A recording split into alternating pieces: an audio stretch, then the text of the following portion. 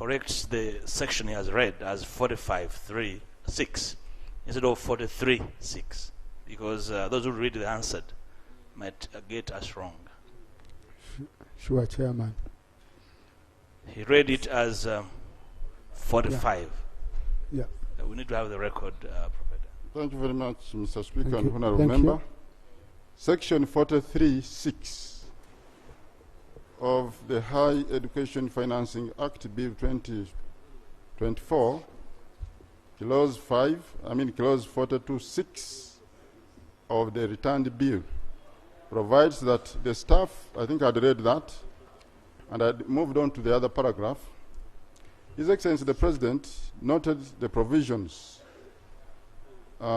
is irregular because the Higher Education Students Financing Board staff, I think I'd read that one, and I'd gone on to saying that the Constitution not appointed by the Public Service Commission under Article 166(1) of the 1995 Constitution.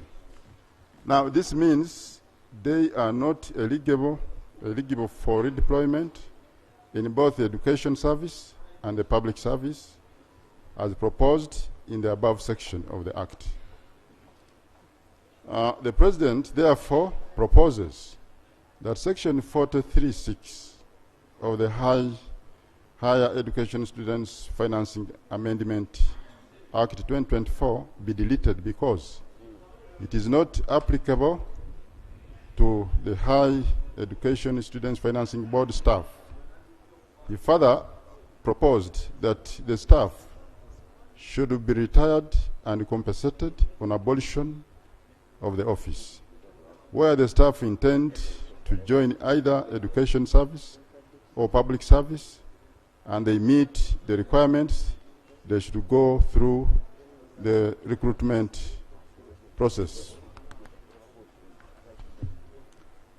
2.0, honourable members, the role of a committee in consideration of a bill returned by the President.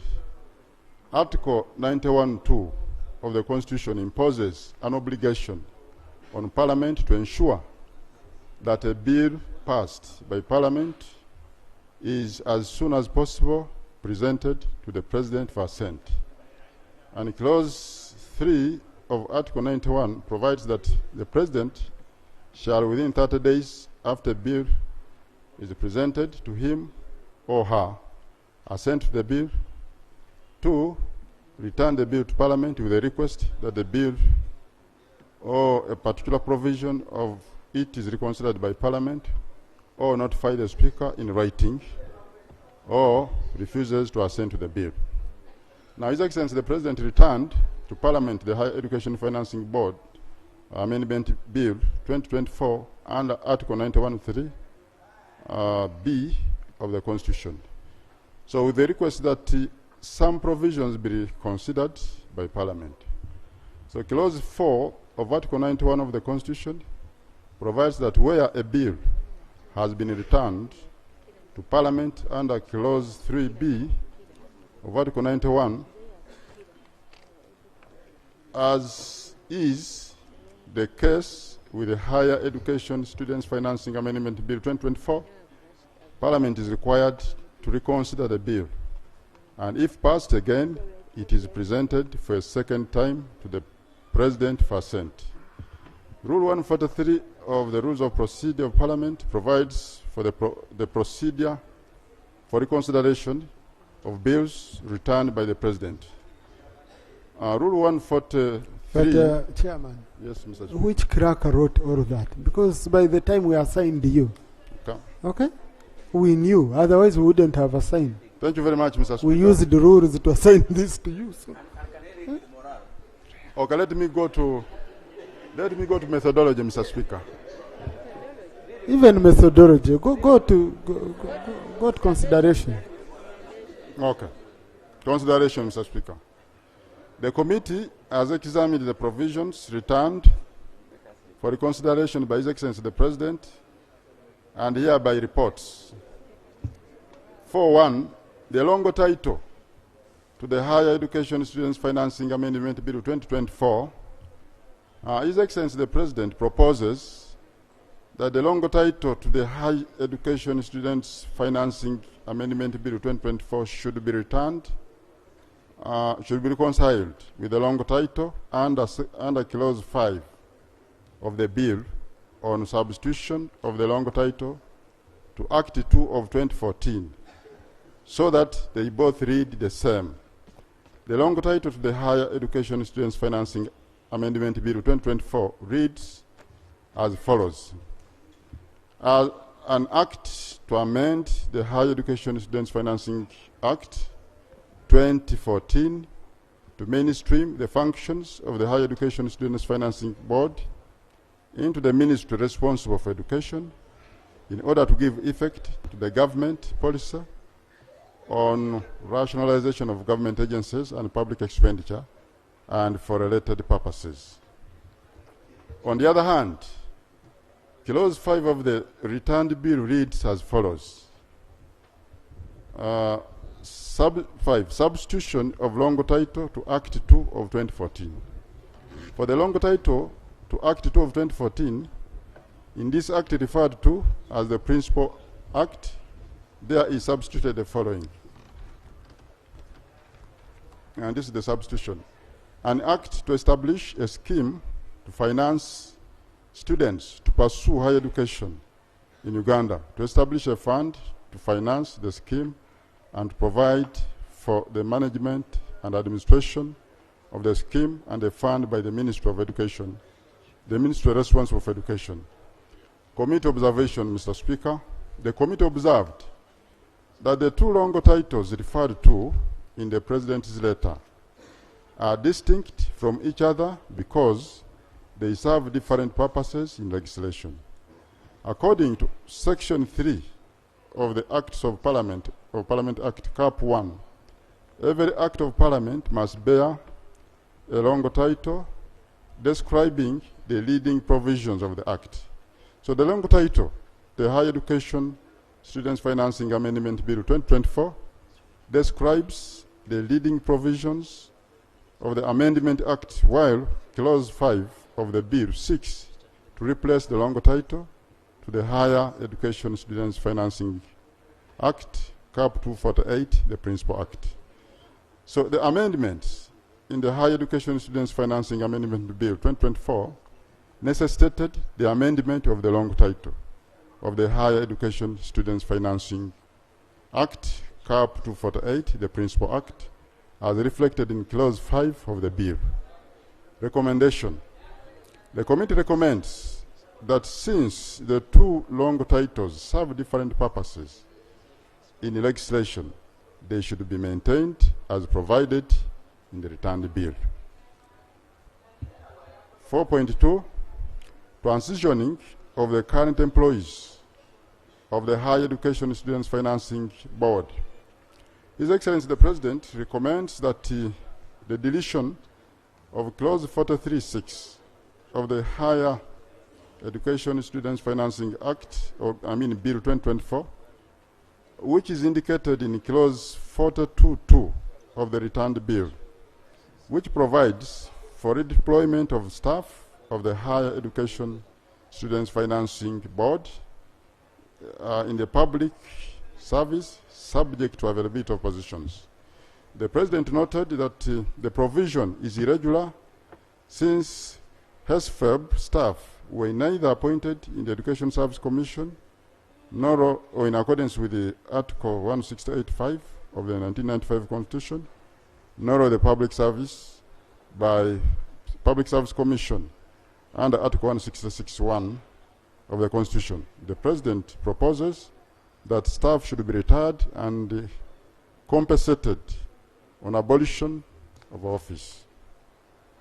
Committee observation. The committee observes that public officers are appointed in accordance with the Article 172 of the Constitution.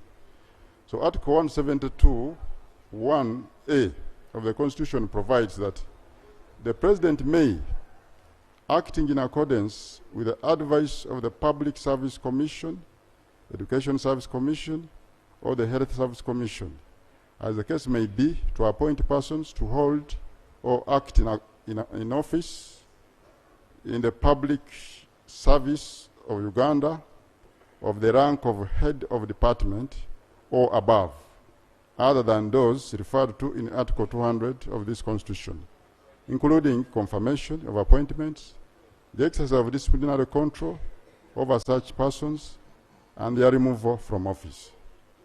Mr. Speaker, Article 72(1)(b) provides that the Public Service Commission, the Education Service Commission, or the Health Service Commission, as the case may be, may appoint persons to hold or act in an office in the public service of Uganda other than the referred to in paragraph A of this clause and in Article 200 of this Constitution, including the confirmation of the appointments and the exercise of disciplinary control over such persons and their removal. So, Mr. Speaker, Article 175A of the Constitution also defines public office to mean any person holding or acting in an office in the public.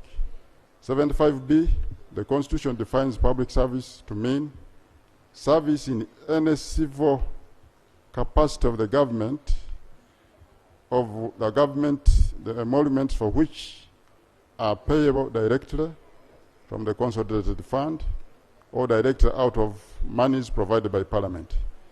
So the implication of the above provision is that a public officer and a Public Service Commission and Education Service Commission must have been appointed either by the Commission.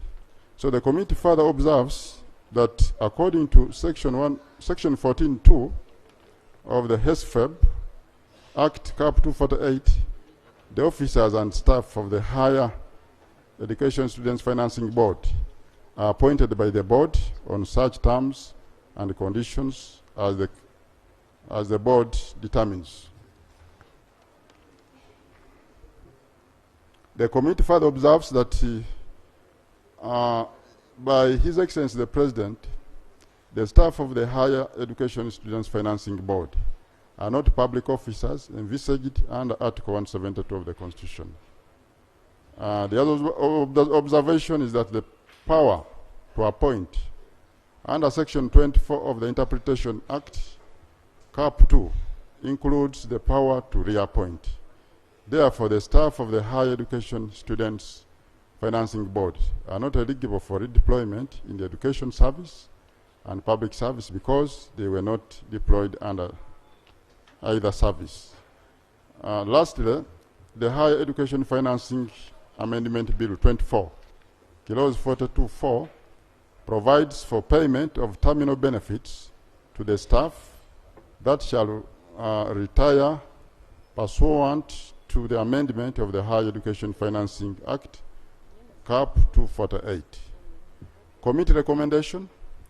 The committee recommends that Clause 42(6) of the returned Higher Education Students Financing Bill 2024 be deleted, since the staff of the Higher Education Students Financing Board are not public officers envisaged in Section 42(6) of the amendment bill. Conclusion, Mr. Speaker, the committee concludes that the House reconsiders the Higher Education Students Financing Amendment Bill 2024, returned by His Excellency the President, subject to the proposed amendments. I beg to report, Mr. Speaker. Thank you, Chairman. Honorable colleagues, in the public gallery this afternoon, we have a team of councillors from Bihanga Sub-County in Bwenju District. They are represented in Parliament by Honorable Biraro Ephraim and Honorable Katwes J. Oliver Koyechenga. They've come to observe proceedings of this House. Please join me in welcoming them. I request you stand up for that. Thank you. Thank you. Honorable colleagues, in the public gallery this afternoon, we have students and teachers from Seta Junior School. They are represented in Parliament by Honorable Kiwanuka Abdallah and Honorable Nabukera Hanifa Hussein. They've come to observe proceedings of this House. Please join me in welcoming them. Kindly stand up. Thank you.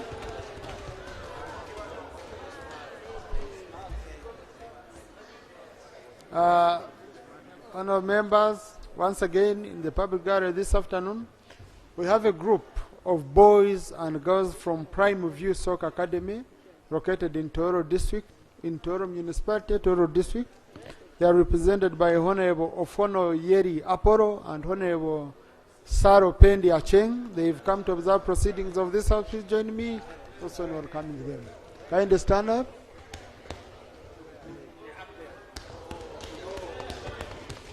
Thank you. Finally, honorable colleagues, in the public gallery this afternoon, we have students and teachers of Busana Secondary School, located in Kayunga District. They are represented by Honorable Gorobi Amos and Honorable Nantaba Aida Elios. They've come to observe proceedings of this house. Please join me in welcoming them.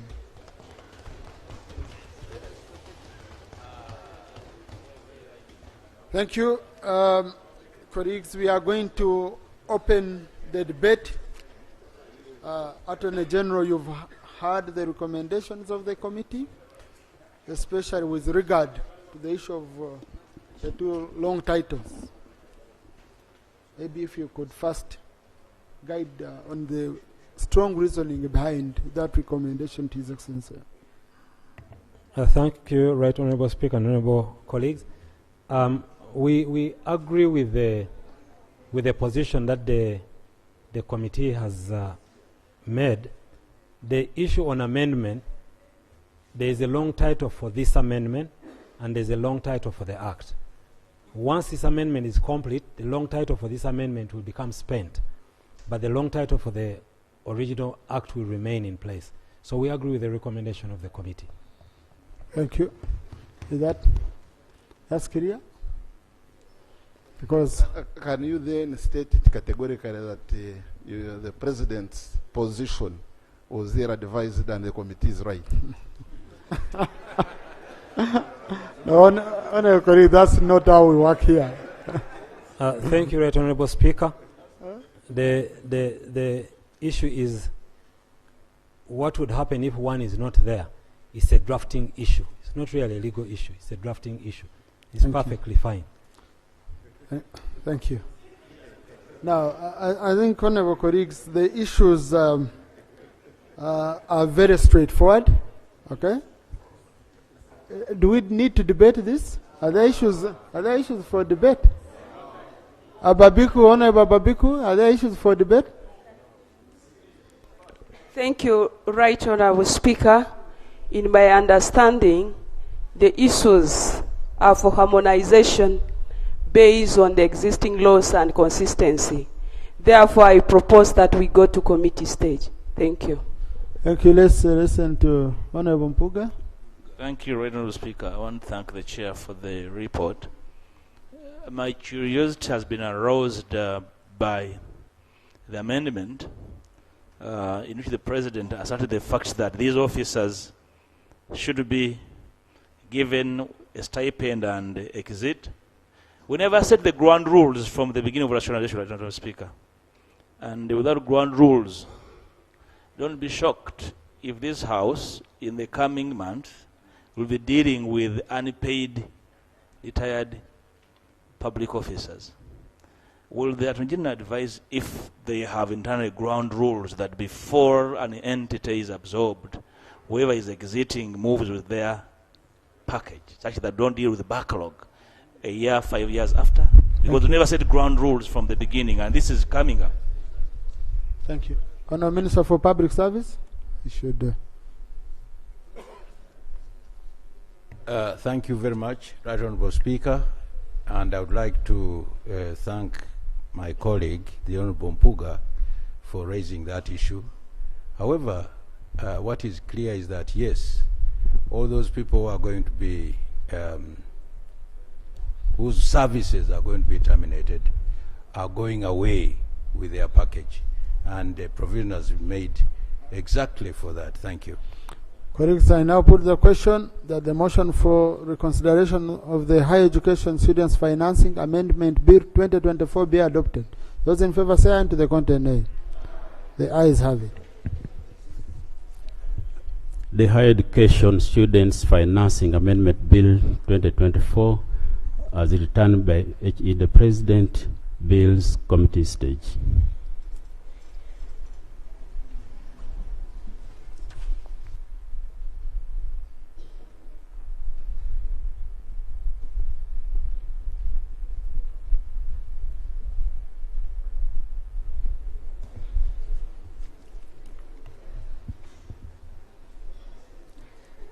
Mr. Speaker, I beg to move. No. Kindly.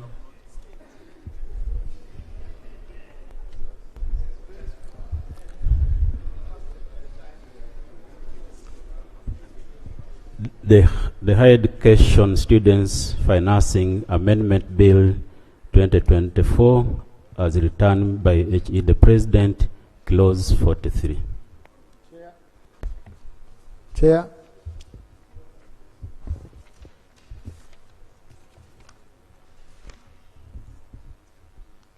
Mr. Speaker, sir, Mr. Chairman, sir, the committee had only one proposed amendment to the Higher Education Students Financing National Bill 2024 as returned by His Excellency the President, and this is clause 42. And according to the committee, the President returned 43.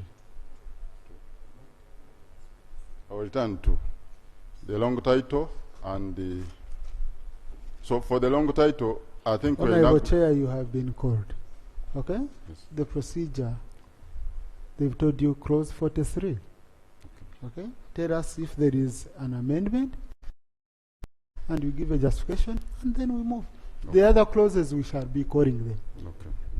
So So if you, agree, regarding if you agree with the President, the amendment, can you read from the report?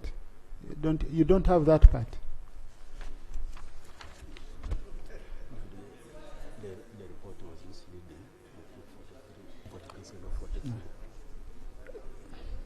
misleading. In your report, you had put 42, but the clause was 43. The President returned 43, not 42. Yeah.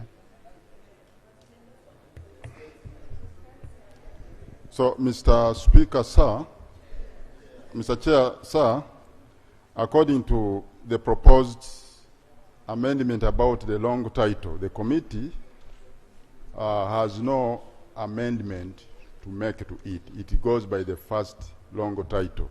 After that, justification. Honorable Chair, just you can cross over to me. Come this side.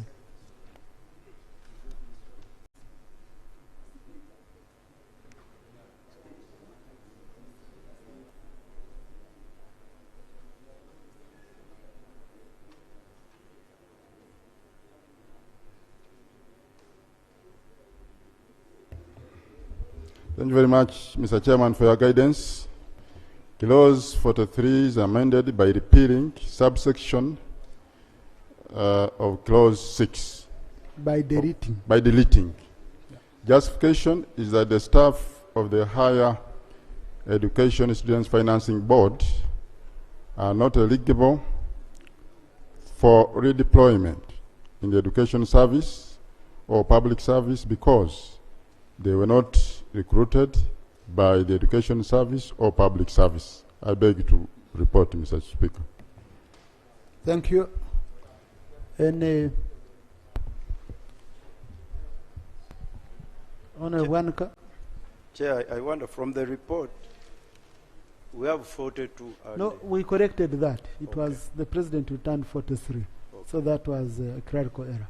Yes, because the chair must go on the record that it is 43. Honorable Samba. Chair, I'm just uncomfortable with the statement itself that these people are not eligible for redeployment.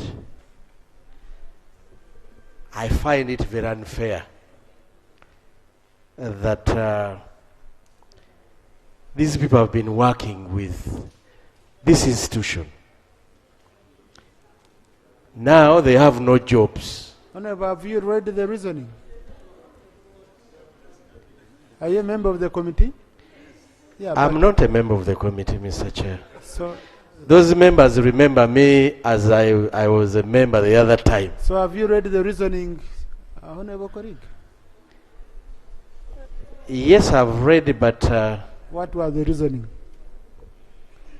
I want to first hear, Chair, you pick my reasoning, you compare with the reasoning there. No. I Let's thought- move, because you've just entered. So, and I was watching closely. I've not just entered, Chair, but it looks Honorable like you colleagues, don't I want put to the pick question. my... I put the question that the clause 43 be amended as proposed. Those in favor say aye, to the contrary nay. Clause ayes have 43 as amended. I put the question that clause 43 as amended stands part of the bill. Those in favor say aye, to the contrary nay. The ayes have it. The title. Chair? Oh, no.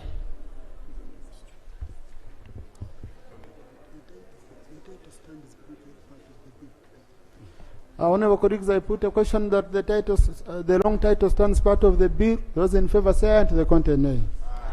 The ayes have it. Motion for the House to resume. Honorable Minister?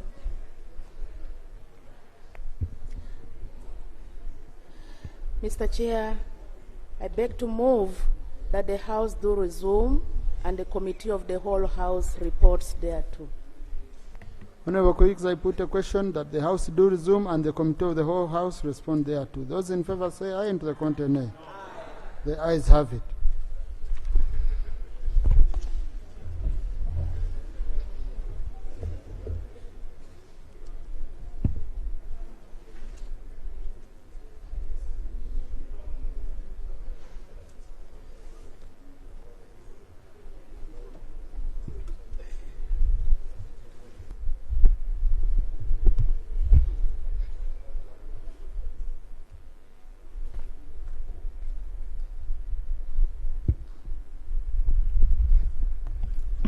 Report from the Committee of the Whole House.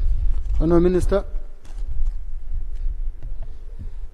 Mr. Speaker, I beg to report that a Committee of the Whole House that has reconsidered the bill entitled the Higher Education Students Financing in bracket Amendment Bill 2024 has returned by the President and passed it. Thank you. Motion for adoption of the report from the Committee of the Whole House. Honorable, I think we did it with amendments. Yeah, because we amended.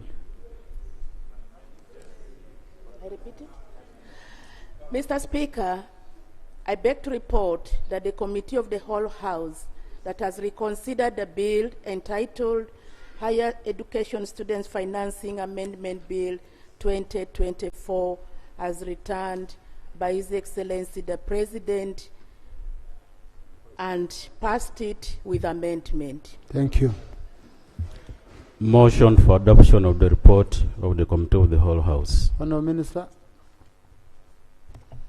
Mr. Speaker, I beg to move that the report from the Committee of the Whole House be adopted. Honorable colleagues, I put a question that the report of the Committee of the Whole House be adopted. Those in favor say aye, and to the contrary nay. The ayes have it. Bill's third reading. Honorable Minister? Mr. Speaker, I beg to move that the bill entitled the Higher Education Student Financing Amendment Bill 2024 as returned by His Excellency the President be read the third time and do pass. Honorable colleagues, I put the question that the Higher Education Students Financing Amendment Bill 2024 be read the third time and do pass. Those in favor say aye, and to the contrary nay. The ayes have it. A bill for an act entitled the Higher Education Students Amendment Act 2022. Thank you. Chair, congratulations. Honorable Minister, congratulations. I want to thank you, honorable colleagues, for reconsidering this bill. and also the stakeholders who supported us in ensuring that indeed we work on it expeditiously. I now direct the clerk to expeditiously transmit the bill to His Excellency the President for assent pursuant to 143 Rule 8 of our Rules of Procedure. Next item. Item 4 on the other paper, motion for reconsideration of the National Commission UNESCO Amendment Bill 2024 as returned by H.E. the President in accordance with Article 91(3)(b) of the Constitution and Rule 43 of the Rules of Procedure. Is the motion seconded? Oh, Honourable Minister, sorry. I thought he had already. Mr. Speaker, I beg to move that the bill on the National Commission for UNESCO Amended Bill 2024 as returned by His Excellency the President be reconsidered. I beg to move. Is the motion seconded? Yes, Honourable Minister of State for Local Government, Workers, Adenyo, Kwania, Honourable Mutemburi, many members. Honourable Riri Anaber, oh, Honourable Court, Dr. Anthony Okuro, yes, Mamawi, thank you.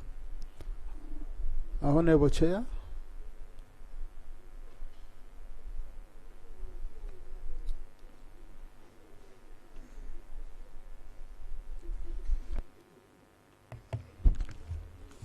Mr. Speaker, I beg to report on the returned bill of the UNESCO bill. I beg to report on the National Commission for UNESCO Amendment Bill 2024 as returned by the President. And Mr. Speaker, I'm not going to give a long introduction. I will just move straight to committee observations.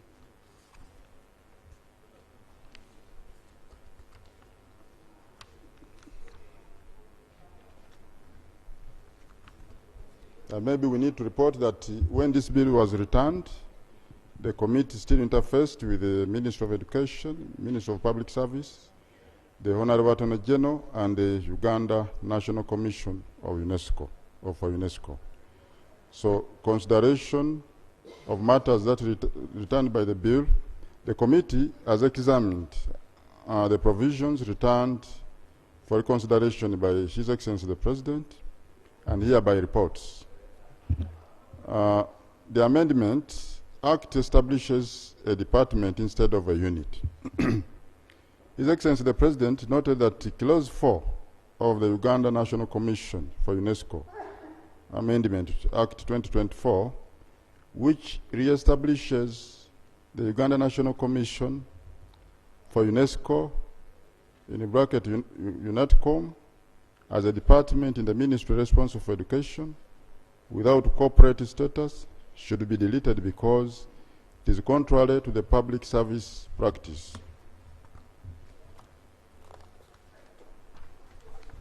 According to the President, it is the role of Cabinet and not Parliament to establish a department in a ministry. Now, during the consideration of the above issue, the Minister of Education and Sports and the Minister of Public Service informed the committee that they were agreeable to establishing the structure of UNATCOM as a unit in the Ministry of Education and Sports. So the committee was further informed by the Uganda National Commission for UNESCO that the commission serves as a liaison agency between UNESCO and the ministries, departments, bodies, institutions, and national experts on the organization's field of competence. 2, it is interministerial and multidisciplinary, as it serves 13 ministries with their departments and over 15 agencies associated with the ministries. The Commission covers 5 programs in the sectors and disciplines of education, natural sciences, social and human sciences, culture, communication, and information.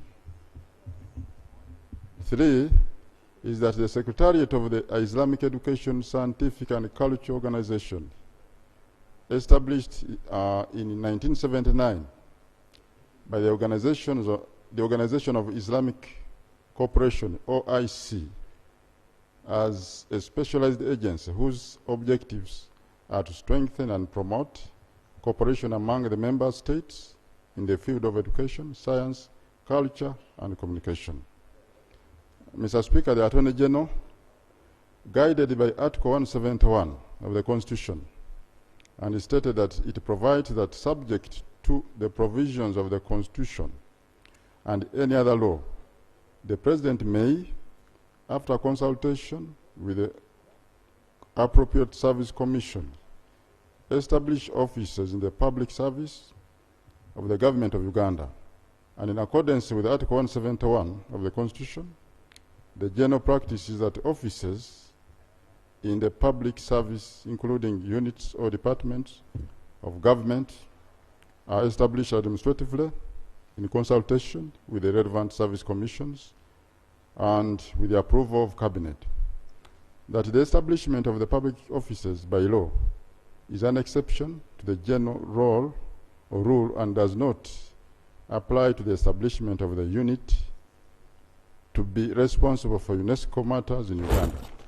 Now, the Attorney General further guided that the proposal of the President should be adopted to delete Clause 4, and the Act shall be administered by the Ministry of Education and Sports as requested by the President. The Attorney General further stated that the Ministry of Public Service shall provide a structure for the Ministry of Education and Sports, setting out a unit to be responsible for UNESCO matters. In establishing the unit, the Ministry of Public Service shall take into consideration the different thematic areas of UNESCO. Committee observation. The committee observed that A, although the President's letter indicated that the Cabinet decided to retain Uganda National Commission for UNESCO as a unit in the Ministry of Education and Sports, the proposal to re-establish Uganda National Commission for UNESCO as a department in the Ministry of Education and Sports was also a decision of Cabinet as reflected in the Uganda National Commission for UNESCO Amendment Bill 2024 that was approved by Cabinet before presentation to Parliament. B, departments in ministries are generally established administratively with the approval of Cabinet as noted by His Excellency the President. Committee recommendation. The committee recommends that Clause 4 that seeks to establish UNATCOM as a department in the ministry responsible for education and sports should be deleted to ensure that the administrative structure of the Uganda National Commission for UNESCO is established administratively. 4.2, the Amendment Act continues with the terminology of commission in the longer title. Under the above issue, His Excellency the President raised 2 issues. That the longer title to the Uganda National Commission for UNESCO, Amendment Bill 2024, is different from the long title proposed under Clause 5 of the bill.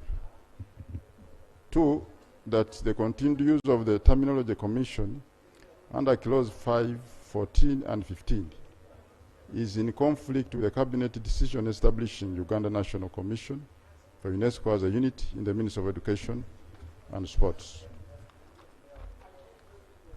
The long title, according to His Excellency, proposes that the long title to the Uganda Commission for UNESCO, Amendment Bill 2024, should be reconciled with the long title under Clause 5 of the bill on substitution of the long title of Act 6 of 2014, Cap 28, so that they both read the same.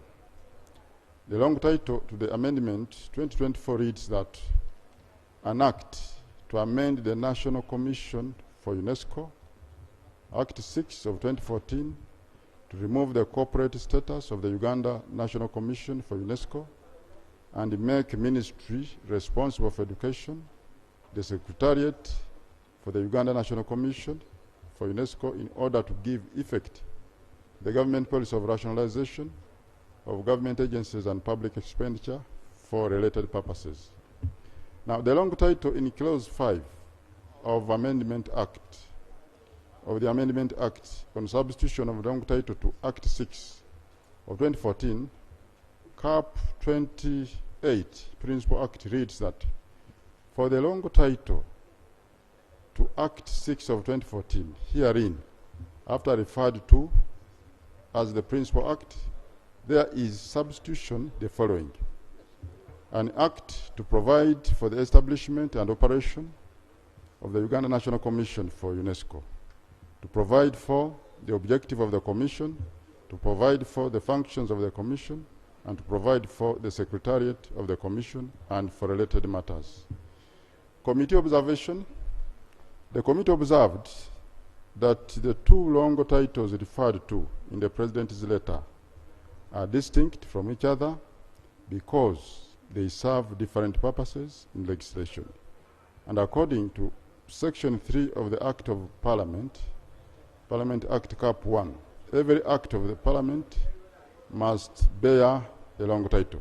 Mr. Speaker, this one is similar to the other one of the High Financing Board. Recommendation. The committee recommends that since the two long titles serve different purposes in legislation, they should be maintained. The use of the terminology commission, His Excellency the President observed, also expressed concern to the use of the terminology commission in the amendment bill. So the President referred to Clause 14 of the Commission Bill 2024 on substitution of the heading of Part 3 of the Principal Act, which reads that for the heading of Part 3 of the Principal Act, there is substitution or substituted the following: Part 3, administration of Commission. So he also made reference to Clause 15 of the Uganda National Commission for UNESCO, Bill 2024, on substitution of Clause 13 of the Principal Act, which reads, for Section 13 of the Principal Act, there is substituted the following: administration of the Act. So the Commission shall be administered by the Ministry responsible for education. So here, His Excellency the President noted that the continued use of the terminology commission in Clause 5, 14, and 15 of the Uganda National Commission Amendment Bill 2024 is in conflict with the Cabinet decision establishing UNATCOM as a unit in the Ministry of Education and Sports, and therefore recommended the deletion of the term commission from the amendment bill wherever it appears.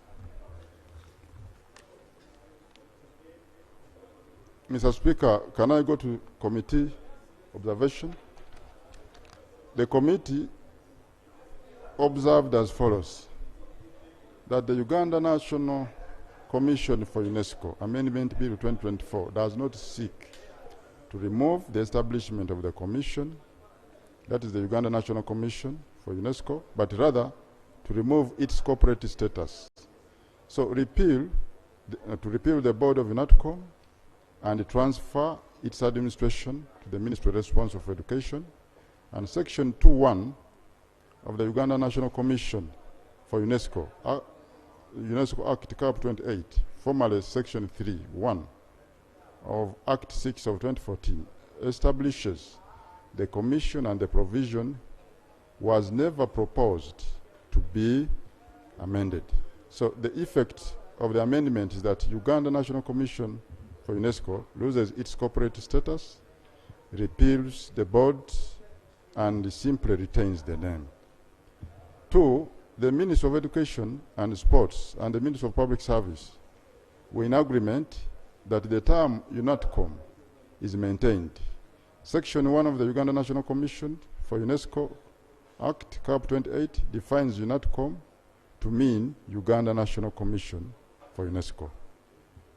3, the term commission is an international standard nomenclature or global term used for any structure established for the purpose of cooperating with the UNESCO.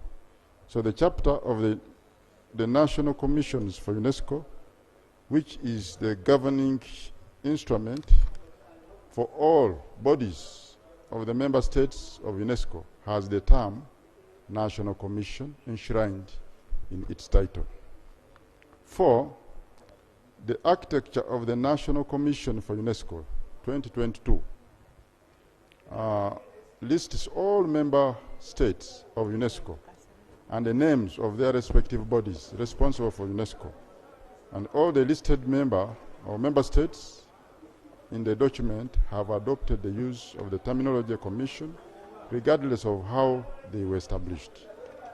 On the comparative analysis of several member states, the established bodies responsible for UNESCO within the ministry, the line ministry, still use the terminology commission. Such member states include Guinea, Liberia, Namibia, Mauritania, and the Lao People's Democratic Republic, which established the Lao National Commission for UNESCO organization structure of the Department of International Cooperation in the Ministry of Education and Sport. So those are just examples of the countries that use the terminology. Recommendation: the committee recommends that the terminology commission be maintained in the amendment bill, since it is the globally adopted name of bodies established to handle UNESCO matters, and clause 5, 14, and 15 of the bill should thus maintain the use of the term commission.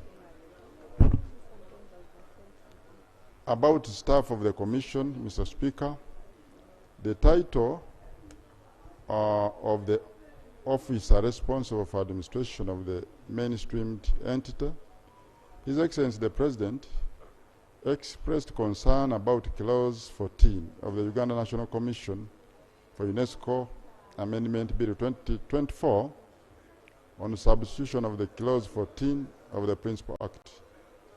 And clause 16 provides for appointment or designation of an officer responsible for administration of the commission by the ministry responsible for education in consultation with the ministry responsible for public service. And according to His Excellency the President, in reference to Article 158(1) of the Constitution, clause 16 carries a huge financial obligation on the ministry responsible for education's budget, if the officer's salary is higher than the salary to be paid to the mainstreamed position in the Ministry of Education and Sports. And His Excellency the President proposes that the staff should be retired on the abolition of office or be tasked to reapply to the Education Service Commission if they meet the requirements and if there are vacancies in the Ministry of Education and Sports structure. Committee observation. The committee observed that since the functions of the commission are proposed to be mainstreamed in the ministry responsible for education, all administrative matters connected thereto should be left to the ministry, including the appointment of an officer responsible for administration of the commission in the department of the ministry responsible for education. Committee recommendation. The committee recommends that, owing to the proposal to have commission administered by the ministry responsible for education, clause 6 of the bill be deleted. Then on the matter of other staff of the commission, His Excellency the President proposed that the staff of the commission should be retired on the abolition of the office or to be tasked to apply to the Education Service Commission if they meet requirements and if there are vacancies in the Ministry of Education and Sports. And the Attorney General submitted that since the employees of the Commission fall under the Education Service are not the public service, Section 31(5) of the Uganda National Commission for UNESCO Amendment Act 2024 be amended to provide that the staff of the Commission serving immediately before the commencement of the Act may be eligible to redeployment to serve in the education service and not the public service. Committee observation. The committee observes that public officers are appointed in accordance with Article 172 of the Constitution.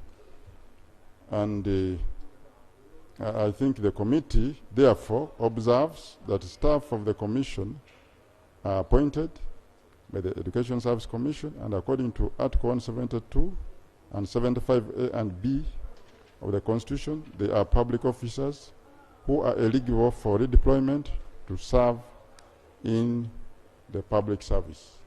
Recommendation: the committee recommends that Clause 31(5) of the Uganda National Commission for UNESCO Amendment Act 2024 should be maintained because the staff of the Uganda National Commission for UNESCO are eligible for redeployment to serve in the public service.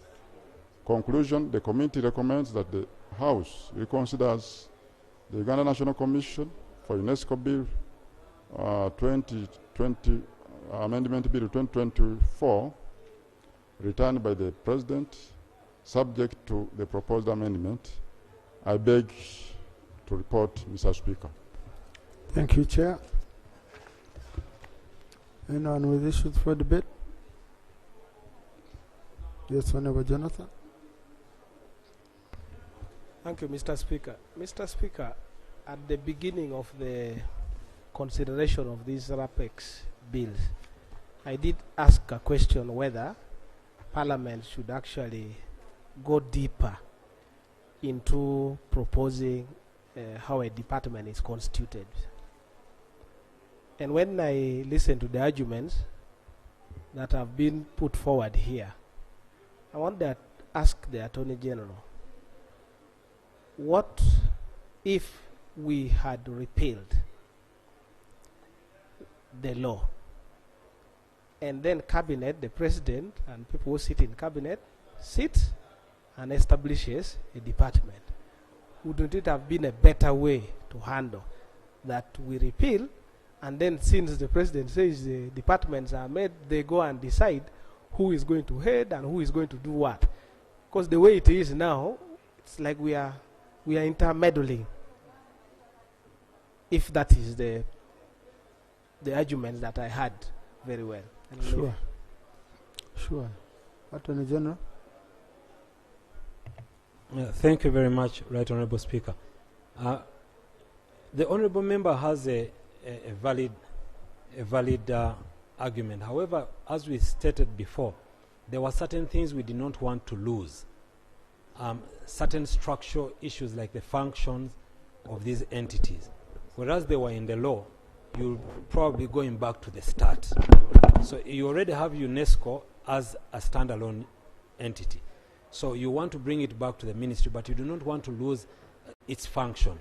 So you want to just send it to the ministry with a set of functions. That could have worked, could have been an easier way, but this one may be a quicker way in order to achieve your end result. But like you said, and like the President is saying, certain things like who will be heading the unit, what will they call them, then you create a Secretary General. When you have in your departments you have commissioners and assistant commissioners, it creates the difficulty, and that's what he was trying to say here. And I think, Right Honourable Speaker, that's exactly what he's saying, that leave it to that point where we have the general structure, the general purpose of this unit, but let us deal with the administrative aspects of it.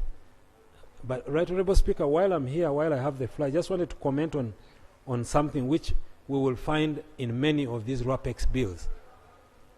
We have public service with a small p. Now, that public service with a small p includes, and if you look at Article 257 of the Constitution, it includes Education Service Commission, Public Service Commission, Health Service Commission, Judicial Service Commission, the Army, Police, and all those. Those form the public service, which is the small p. Now, when we are dealing with these RAPEX, and when you hear saying that that person was employed by the Education Service Commission, that person cannot necessarily be redeployable in the Public Service Commission with a big P, or in the Health Service Commission, or in the Judicial Service Commission, because that person needs to go through that commission for purposes of recruitment under Article 172. So when you hear us insisting that no, the service needs to be terminated and the person applies to the relevant service, that's the issue. So we have that disparity. When we talk about public service, there's a tendency for us to think that it is everywhere in government. We have public service, which is P, it is a part of the public service, but then you cannot move from the Public Service Commission. You need to be recruited by the Health Service Commission. So that is why you see us saying, no, let the service be terminated, and then the person can reapply to this whichever service in the public service. Thank you. Yeah, thank you very much. Honorable And I agree with your interpretation. However, most of these particular RAPEX bills were not even housed under those service commissions. Like this particular one, UNESCO, the one we've just passed, higher education. I believe most of these particular bodies had their own independent terms and conditions of service for their employees. Now, the bigger question is, on termination of their services, are their payments going to be governed by the public service or in respect of their individual independent organizations where they worked? And our money is already allocated to those organizations which we are actually winding up even before the employees have been compensated. Attorney General. No, he's still here. He will come back. No, the terminal benefits are paid according to the terms of service as they are now. So if a person had terms of service in an entity which had a board and it had created a salary and etc. for that person, the terminal benefits are paid as per that service. And I thank the Parliament really for this, because we have done meticulous planning for this because of the insistence of Parliament. If you remember, when we started this RAPEX, Parliament was insisting on interrogating the certificates of financial implication. And the Parliament was always insistent on knowing, have you provided for the terminal benefits? And I think we have gone through the different committees to show that that has been provided for. In fact, even in the budget that was handled here, there was a specific conversation about that very same issue coming from there. So yes, the Public Service Commission has done meticulous planning for that, and every entity, we've got the monies in the certificates of financial implication. Honorable Samba. Thank you very much, Honorable Speaker. Attorney General, I hear you. On termination, I will use the word livelihoods of these people. Would it be not best if in the planning process we thought about transition instead of termination? When REA, Rural Electrification Agency, was it rationalized? Was it abolished? It was taken to the ministry. The staff of that agency transited to that ministry. I am not saying all. Somebody may choose not to go. But the government should be thinking about ensuring that this person has a job tomorrow. Because whether you recruited me using a big P, whether you recruited me using a small P, I'm a Ugandan whose livelihood you must mind about. This business of coming here to say, now this one, we recruited them with this one big, this one is small, education service also. Government must be thinking about these people in terms of, because when you come up with a law to say I am not eligible for deployment, redeployment, it's as if you've told those that are going to recruit again that they will not take me in. That's why I was arguing about the other one.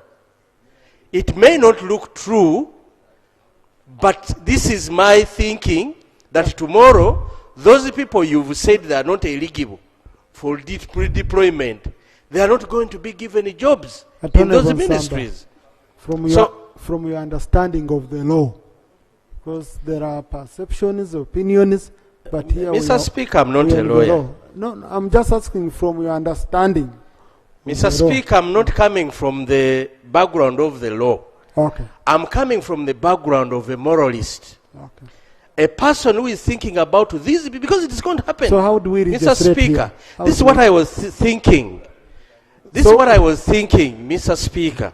Instead of us thinking about, because we are going to meet the same challenges, instead of us thinking about termination, we could be thinking about transition. How do these people, because the functions and the work they've been doing, the ministries need it. And they have the experience. Now the ministry is going to recruit completely new people. So why don't we just think about transition so that these people who have been doing this function from point A go do the same function in another point B. And that was my issue, Mr. Speaker. I want to come on board with you. I shared with one of the people who are affected. Okay? Where he was, I think he was earning around 17 million. If you say transition to the ministry, he will earn 2.6 million. Okay? So some people are benefiting. Okay? Some people are benefiting because if they had to go to the structure of the ministry, some people are benefiting, others. In fact, most of the experts, my biggest concern is that we are going to lose most of the experts to international bodies, to international agencies, because these people, we spent a lot training them, they've gotten a lot of experience. Now when merger and all that came, they are running away. They are being taken. I don't know what we can do quickly to address this quickly so that we don't lose the expertise. Yeah. Mr. Speaker, I have a colleague. We were with him in this parliament. He lost the parliamentary seat, and he was always on the door of the presidency here to be recruited as an RDC. Mr. Speaker, this gentleman was given a job of assistant RDC, and is happy to do that job of assistant RDC. I don't know how much they earn, but from top there, earning as a member of parliament, somebody agrees to work as assistant RDC. That's how bad, Mr. Speaker, the situation can be. That one wants political power to help him mobilize and come back. Maybe it is livelihood, Mr. Speaker. And I am sure, Mr. Speaker, if we move the route of transition, let those that choose to go, but those that choose to stay doing their work should be protected. Thank you. Thank you. Honorable Segona. Thank you, Right Honorable Speaker. Today I have the pain of agreeing with the Attorney General in a number of respects. Yeah, I have the pain of agreeing with Honorable Chiwanuka. First of all, you always submit from a painful point of view. First, Mr. Speaker, from the moral perspective of the Honorable Nsamba, the moment we agreed to rationalize, you can only do so in accordance with the law, not morality. Number two, and I agree with the Attorney General that, you see, if people are recruited by different commissions or agencies under specific laws, they cannot simply transit into the mainstream public service. First, it will be illegal. Because the mainstream public service has never recruited them. And it has got a specific procedures. It has got qualifications that are put in place. That's number one. Number two, Mr. Speaker, for the colleagues who have been earning more from these agencies, and then they are condemned to earn the 2 million in the mainstream public service. To begin with, again, it's illegal. And those are the same people who will be taking us to court. The question of redeployment, you are redeployed if you were deployed in the first place. If you have never been deployed in the mainstream public service, you cannot be redeployed in the same. You can only be recruited in accordance with the procedures put in place and in accordance with the terms and conditions. What do we learn from this? Two things. First, before we learn, my concern are those people that have been bundled out of office before. They were recruited in the mainstream public service. For example, in the former Ministry of Science and Technology, we have people that the Honorable Muruli Mukasa failed to absorb in the mainstream public service after simply walking in and closing their offices. Those same people you've been talking about, we have trained over the years, are still walking on the streets. I think that's what is irregular. And this time I want to thank government with our insistence that they had to do a meticulous job, as the Attorney General considered. What do we learn from this? In the first place, to advise ourselves properly, addressing our minds to the law, before we take certain actions. In the first place, we are the ones that created these agencies. And some of us were resisting. We were saying you will not have the money. Otherwise, if we take the route of the Honorable Nsamba, we lose of transition. We lose the whole essence.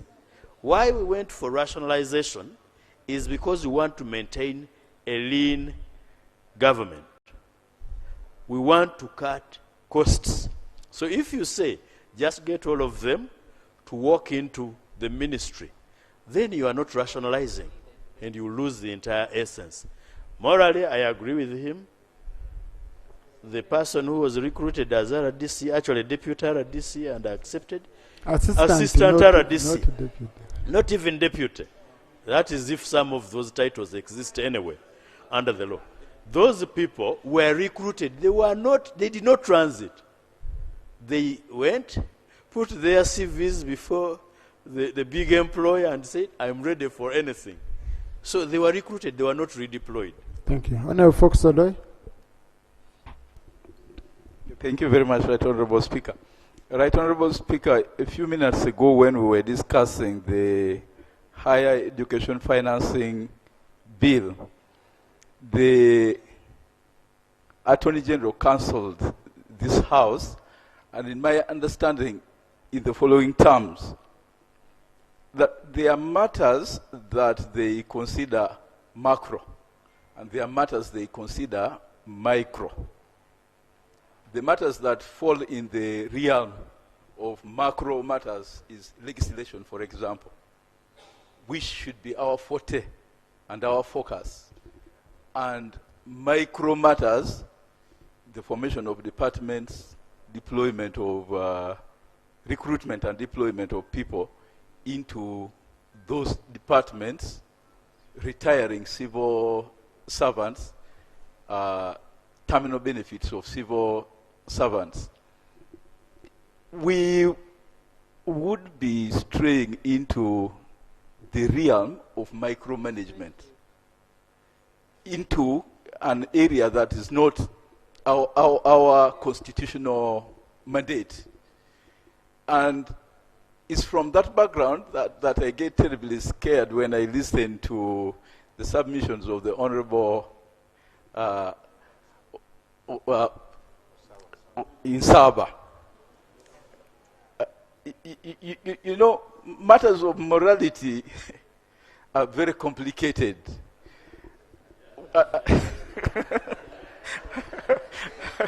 And I hasten to add, Right Honorable Speaker, I hasten to add that if we work here on a daily basis and legislate only informed by one consideration, morals, we shall make mistakes. We shall perhaps be attempting to create a theocracy, and we shall crash. Right Honorable Speaker, what am I saying? I think the Attorney General has made a very compelling case. I beg to move that we progress. Thank you. Let's end with workers.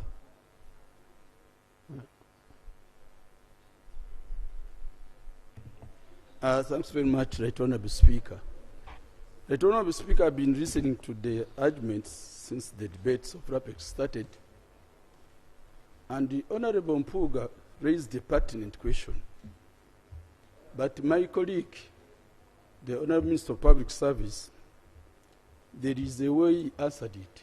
And it was about, yes, you have decided to terminate. Because you can't be forced on. There are two categories of people. There are those ones who are going to move from big amounts of salaries to small ones automatically. Those ones we shall lose them. They will grow to green pastures. But there are those ones who are saying we cannot refuse your termination. But how do I go? Termination must be calculated according to the existing law. Now, my question is, are we prepared? And this is what I wanted to get from the Minister of Public Service, that as we move with all these amendments, are these people put on the streets first to keep on checking for their packages, or they are going with their package once and for all? And to me, once that one is done to the workers, I will not have much comment. Thank you. You wanted, yes, Esther, on the same day, Minister for Public Service, again answers. Thank you so much, Right Honorable Speaker. Right Honorable Speaker, being a member of the Public Service and Local Government Committee, as we are considering the ministerial statement for public service for this running financial year, the Minister of Public Service, at his presentation, showed us a number of gaps and the problem the ministry is facing, that much as the different MDS are rationalizing, but there is a very big gap of funding. And in our report, when we presented it, it indicates, and as from the ministry's presentation, we had, they indicated that by then, 74.034 billion was required to fully ensure that all compensation matters are catered for. But they only indicated to us that it was 1 billion available, but it was only for the Ministry of Energy. That was only the energy, the Ministry of Energy, for it was okay. But the rest were not. So, Right Honorable Speaker, for the information that has been given, and given that much as our report recommended that Ministry of Finance should avail all the money that was pending, over 72 billion, could we first get that information from Finance? Because during consideration of the budget, that money still was not catered for. Thank you. Honourable Minister for Public Service. Right Honourable Speaker and the Honourable Members, I am really impressed by the concern of the members over that issue of severance. I would like to once again reiterate what I said here on the floor when the question was raised, that the money now that is required to terminate or send off our servants and our colleagues is available. And as soon as we have put in place a roadmap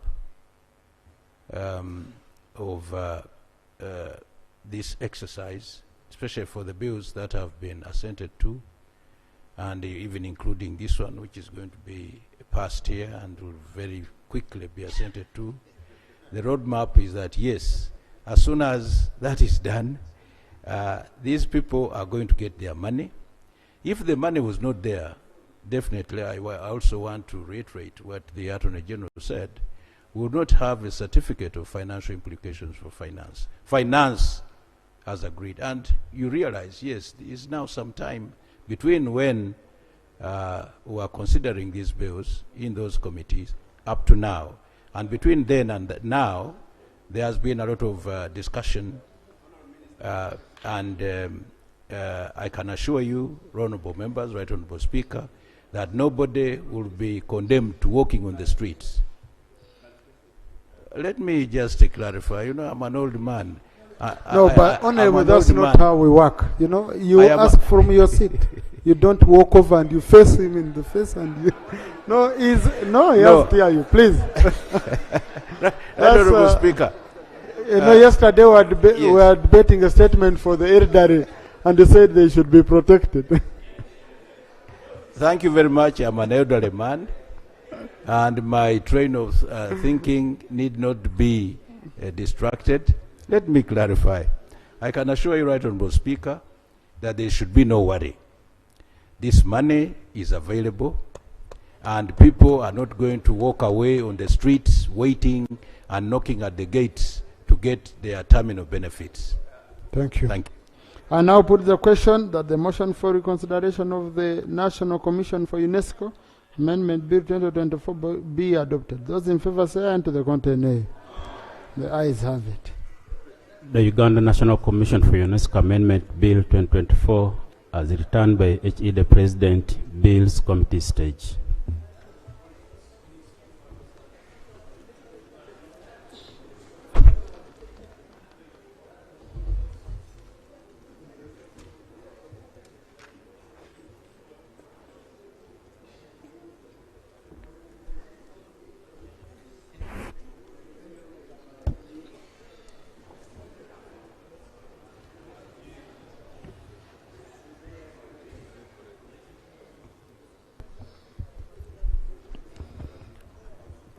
The Uganda National Commission for UNESCO Amendment Bill 2024 as returned by H. the President, Clause 4.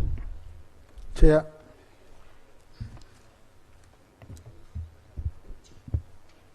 Mr. Chairman, the proposed amendment to the National Commission for UNESCO Amendment Bill 2024 as returned by H.E. the President, Clause 4, which talks of re-establishment of Uganda National Commission for UNESCO. We propose that this Clause 4 be deleted.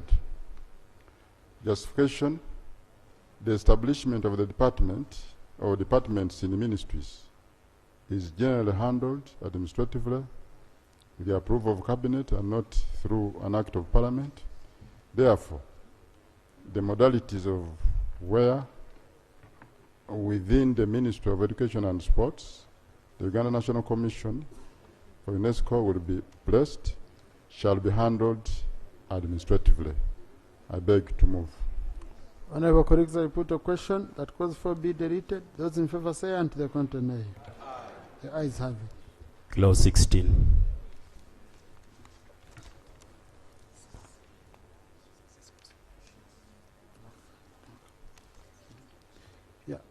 Clause 16. Chair, Clause 6 is consequential. I have to first finish the amendment. Mr. Chairman, on Clause 16, substitution of Section 14 of the Principal Act. Clause 16 is substituted for the following.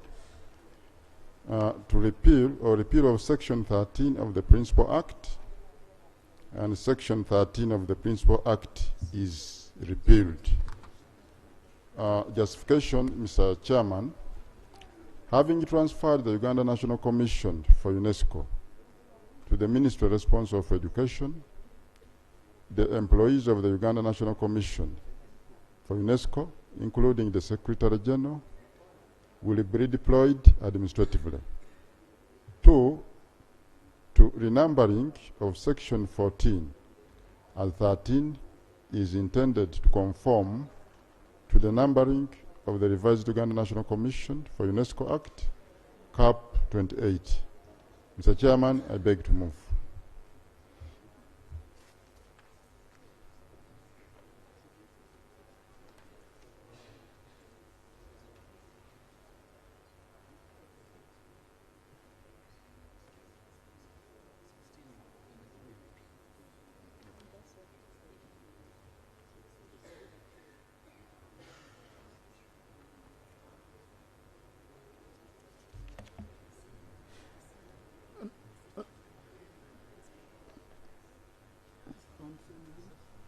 Attorney General.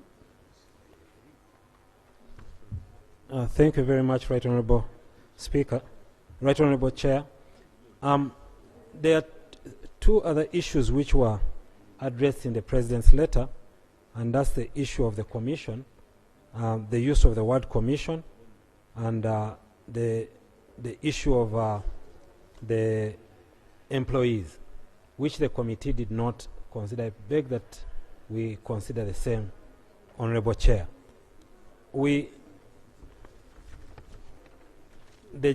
had a general comment on the use of the word Commission in sections 5, 14 and 15.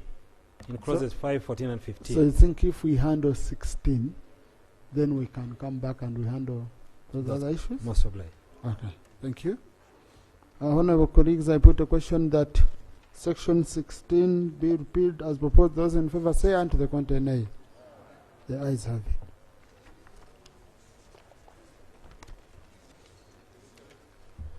Clause 6. No, we are done. We already first done. No.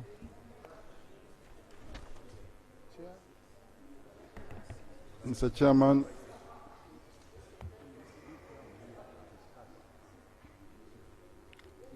on Clause 6, amendment of Section 2 of the Principal Act, Clause 6 is substituted for the following. The amendment of Section 1 of the Principal Act and Section 1 of the Principal Act is amended by repealing the definition of the words board, chairperson, and the Secretary General. Justification.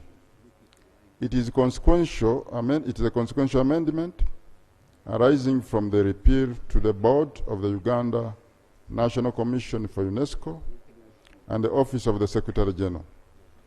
2.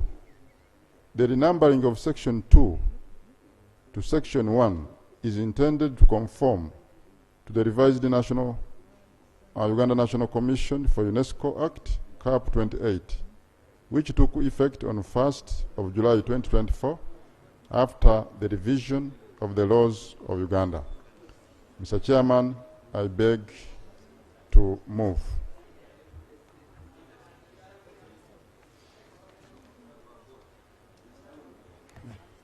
Thank you, Chair. Sorry, I'll first take you back, because you see we've repealed under Clause 16, we've repealed Section 13 of the Principal Act, but then we have not deleted Section 16 of this bill. Okay?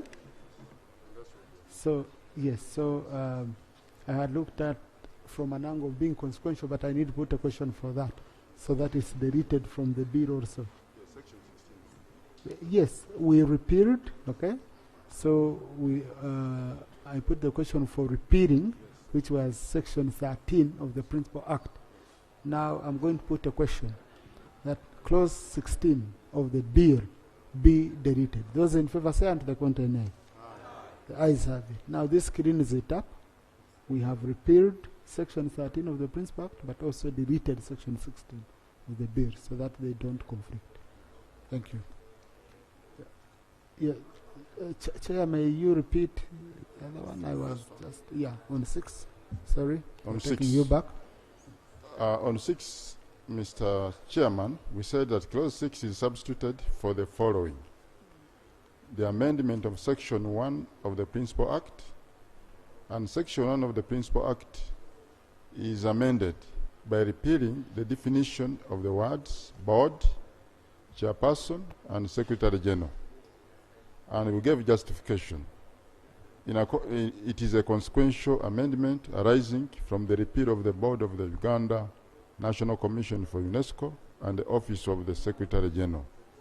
2, the renumbering of section 2 to 1 is intended to conform to the revised Uganda National Commission for UNESCO Act, CAP 28, which took effect on 1st July 2024, after the revision of all the laws of Uganda.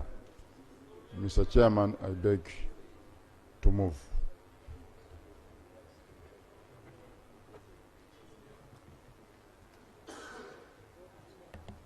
Thank you. Honourable colleagues, I put the question that clause 6 be substituted as proposed. Those in favour say aye to the content aye. Clause 6 as amended.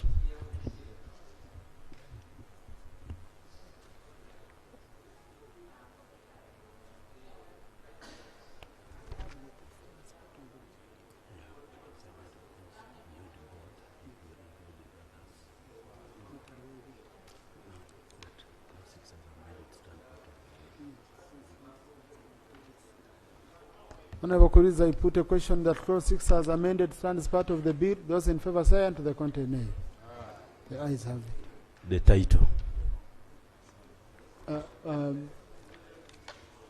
I was asking, I was going to ask Attorney General, that do you think we can handle that issue of the word commission at that time when we are handling the title, or you feel we should handle it on its own? Okay. Right, Honourable Chair. His Excellency the President, when he returned the bill, had an issue with the continued use of the word commission. The committee in its report found that the use of the word commission should be maintained, to which we may not have an objection, but we pray that then commission be defined in the law to mean a unit or such department, unit, or such other structure in Ministry of Education known as Ugandan National Commission for UNESCO. Because his issue was that you keep using the word commission, and the committee has found that commission is an internationally used word for all these agencies, and therefore would like to have an amendment to the definition of commission to address that. And then lastly, Right Honourable Chair, the President also did raise an issue in respect to Section 31(5), which the committee proposed be maintained. However, I'm proposing that an amendment be made to that to address the issue we're addressing.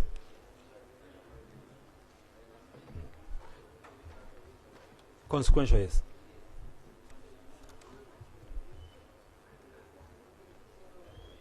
Yes, I think, Honourable colleagues, the Attorney General is saying we amend clause 1, which is interpretation clause.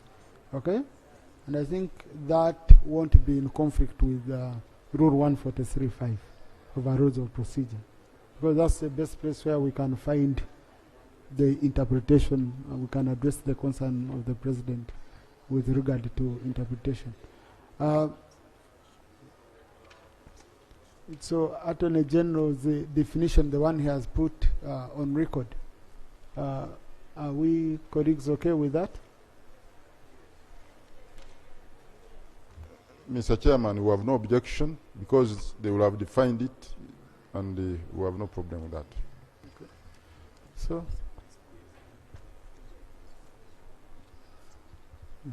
honourable colleagues, I put a question that clause 1 be amended as proposed. Those in favour say aye, and to the content aye. The ayes have it. Clause 1 as amended. I put a question that clause 1 as amended stands part of the bill. Those in favour say aye, and to the content aye. The ayes have it. Clause 31. Attorney General, is it on clause 31? Yes. 31.5. Right Honourable Speaker, for clause 31.5, it currently reads that the staff of the Commission serving immediately before the commencement of this Act may be redeployed to serve in the public service subject to availability of position. I'm proposing, Right Honourable Chair and colleagues, that this be amended to read: the staff of the Commission serving immediately before the commencement of this Act would be retired on abolition of the office and may apply to serve in the public service subject to availability of position. I beg to submit. Honourable Jonathan Odo. Mr. Speaker, I get a contradiction from the guidance, the earlier guidance that the Attorney General gave to us. Yeah. I think what the President wanted to deal with is to give the staff an entitlement as a right to transition. So by adding the word again, may, you are taking us back to the same problem. Let the termination be done, and whoever wants to apply, if a job is available, it will be done. So the last part of your amendment is actually going to, not to cure anything. Attorney General, are you okay with that? Thank you very much, Right Honourable Chair. So the clause will then read: the staff of the Commission shall immediately before the commencement of this Act be retired on abolition of office. Full stop. I beg to submit. I agree. Thank you very much, Honourable colleague. Thank you. Honourable colleagues, I put a question that clause 31 be amended as proposed. Those in favour say aye, to the contrary nay. The ayes have it. Clause 31 as amended. Honourable colleagues, I put a question that clause 31 as amended stands part of the bill. Those in favour say aye, to the contrary nay. The ayes have it.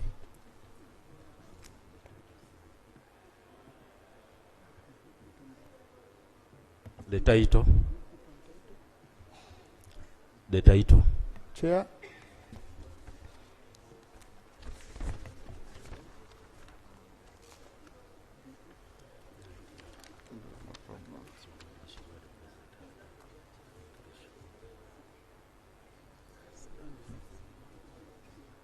I put a question that the wrong title stands part of the bill. Those in favour say aye, to the contrary nay. Aye. The ayes have it. Motion for the House to resume. Honourable Minister.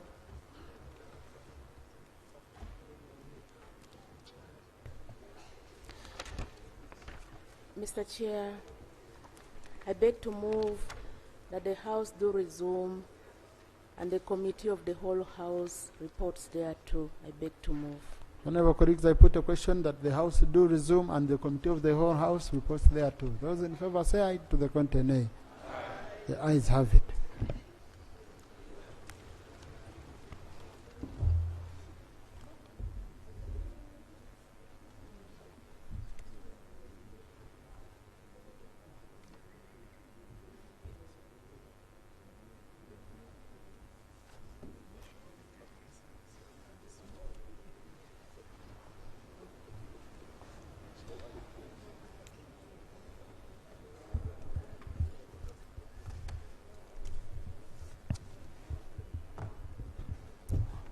Report from the Committee of the Whole House.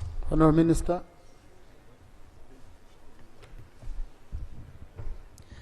Mr. Speaker, I beg to report that the Committee of the Whole House has reconsidered the bill entitled the Uganda National Commission for UNESCO Amended Bill 2024 as returned by His Excellency the President and pass it with amendment. I beg to move. I beg to report.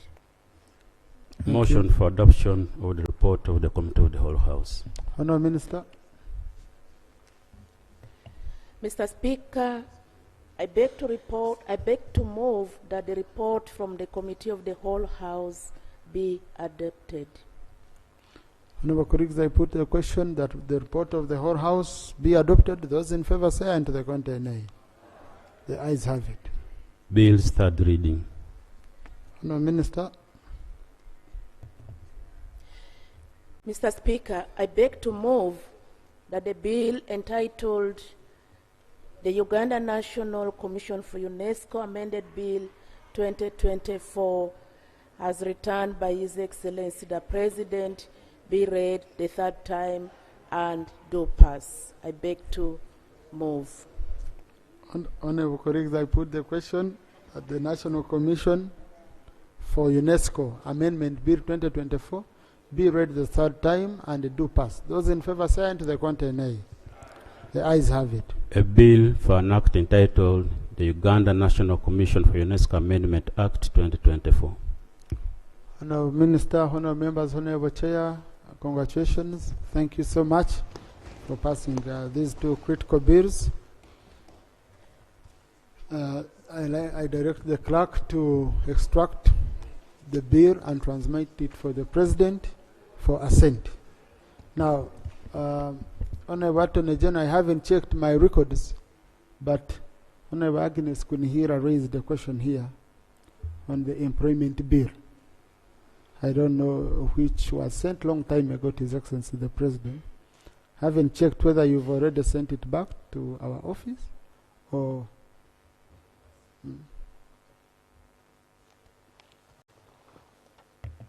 Right Honourable Speaker, please indulge me. I'll need to check on its status and revert back to the House. I really can't say off the cuff. Thank you. Honourable colleagues, in the public gallery this afternoon, we have students and teachers from Buropa Secondary School, located in Bugabura County South, Kamuri District. They are represented in Parliament by Honourable Kibadia Henry Morris and Right Honourable Kadaga Rebecca Ritwara. They've come to observe proceedings of this House. Please join me in welcoming them.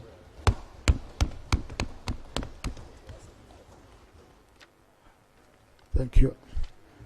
Attorney General, yesterday, indeed, I requested you to lay on table a confirmation that our law students are going to be admitted to LDC. So kindly, if you could do that, you could just read what is in the rate and then you lay on table. Thank you very much, Right Honourable Speaker. Right Honourable Speaker, yesterday I did report that the Law Development Centre had commenced the process of admitting the intake of the 1,643 students who are left out. I beg to lay the notice and the communication sent out by the Director LDC, which reads 25th September 2024. Dear students, parents, guardians and sponsors, subject statement on the admission of pending 1,643 applicants to the post of postgraduate diploma in legal practice, academic year 2024-2025. Following our engagement with government through the Attorney General and other stakeholders, the government has since released funds to cater for the 1,643 applicants that had not received admission letters for the academic year 2024-2025. The Admission Board has admitted all the above applicants the second intake commencing on 6 January 2025. All applicants will receive notifications regarding their admissions via emails provided to the LDC at the time of the application by 5 p.m. Thursday, 26th September 2024. For any inquiries, please contact our admissions office on admissions@ldc.ac.ug. Dr. Pamela Tibikira Kariejira, Director, LDC. I beg to lay, Right Honourable Speaker. Thank you. Attorney General, that's one group sorted. Now we have medical interns. I think, you know, the other day when I said I'm not always on social media. I'm not on social media. People say, but you always, yes, I have handlers who do that. I want to clarify. But again, they pick out for me a few things which are critical, especially require my attention, and they ensure I get them. Then when Man U wins, I go there to see how Man U players are celebrating. Okay? So I go to look for Man U players, Man U fans, how they are. So I read a little. Because sincerely speaking, social media is usually toxic. And I control what I consume. So it shouldn't be a case for me to say, but I saw they extracted for me some stuff, and I had to pick my phone and check. So saying, you are lying, you're always on social media, you post, you do what? Yes, I control what I see. I can even see someone there are people whose posts I don't open. Okay, so I can decide to do that. So, but Now, yesterday, really many of the medical interns are saying, because most of you are lawyers, you've rushed to handle issues of lawyers. Medical interns, medical interns. Is there any progress? Right Honorable Speaker and Honorable colleagues, I know a lot about the law, very little about medical interns, but from my sitting in cabinet, I know that this matter is being addressed. The biggest challenge that the Ministry of Health was having was the trainee, the instructor. Whereas for lawyers, you can have one instructor instructing 100 students. That was the challenge. But I can tell you, Right Honorable Speaker and Honorable colleagues, that that matter is being handled, and we are going to come back here to the House with some good news. But Right Honorable Speaker, I must also say that I also consume a bit of social media. And last night, as I was consuming some social media, I found an obscure Team 20, something had dealt with Manu and they had failed to think, while Arsenal on the other side was doing 5-1. Thank you. Now, some of you are denied speaking opportunities, you go complaining. You don't know the cause. It's such a issues.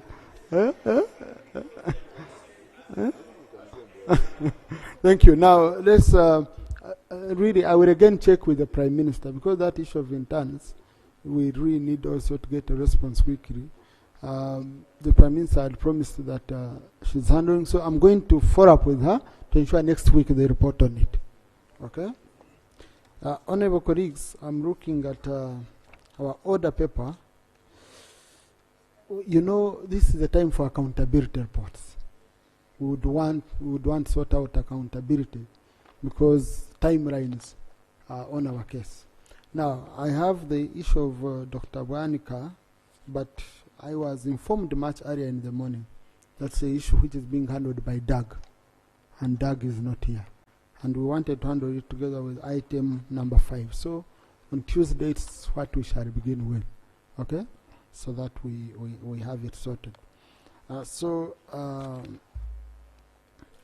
Let's handle item number 8. We just had debate. Wanted to have a short debate. Minister for Public Service here, Minister for Local Government is here.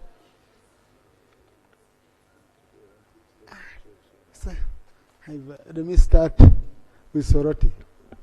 Thank you, Right Honorable Speaker. You know, Parliament is a house of laws, and we respect our laws. And in our time now, although I don't see the Prime Minister, but this is her time, Right Honorable Speaker. So Prime Minister's time. That's what brought you today. No. Or if you want me to say something, I can say, because... No, honorable colleagues, I were around. Okay. And now I'm about to change strategy to put matters of national importance last. Because I have seen many of us come, raise our matters, run away. Okay? And then the next day, you're repeating issues which we saw today. So I'm about to, if it can help, to retain you here. So I will do matters of national importance later. Because the ministers also sometimes come, address matters of national importance and go away. So let's all wait. Yes. Yes, Honorable.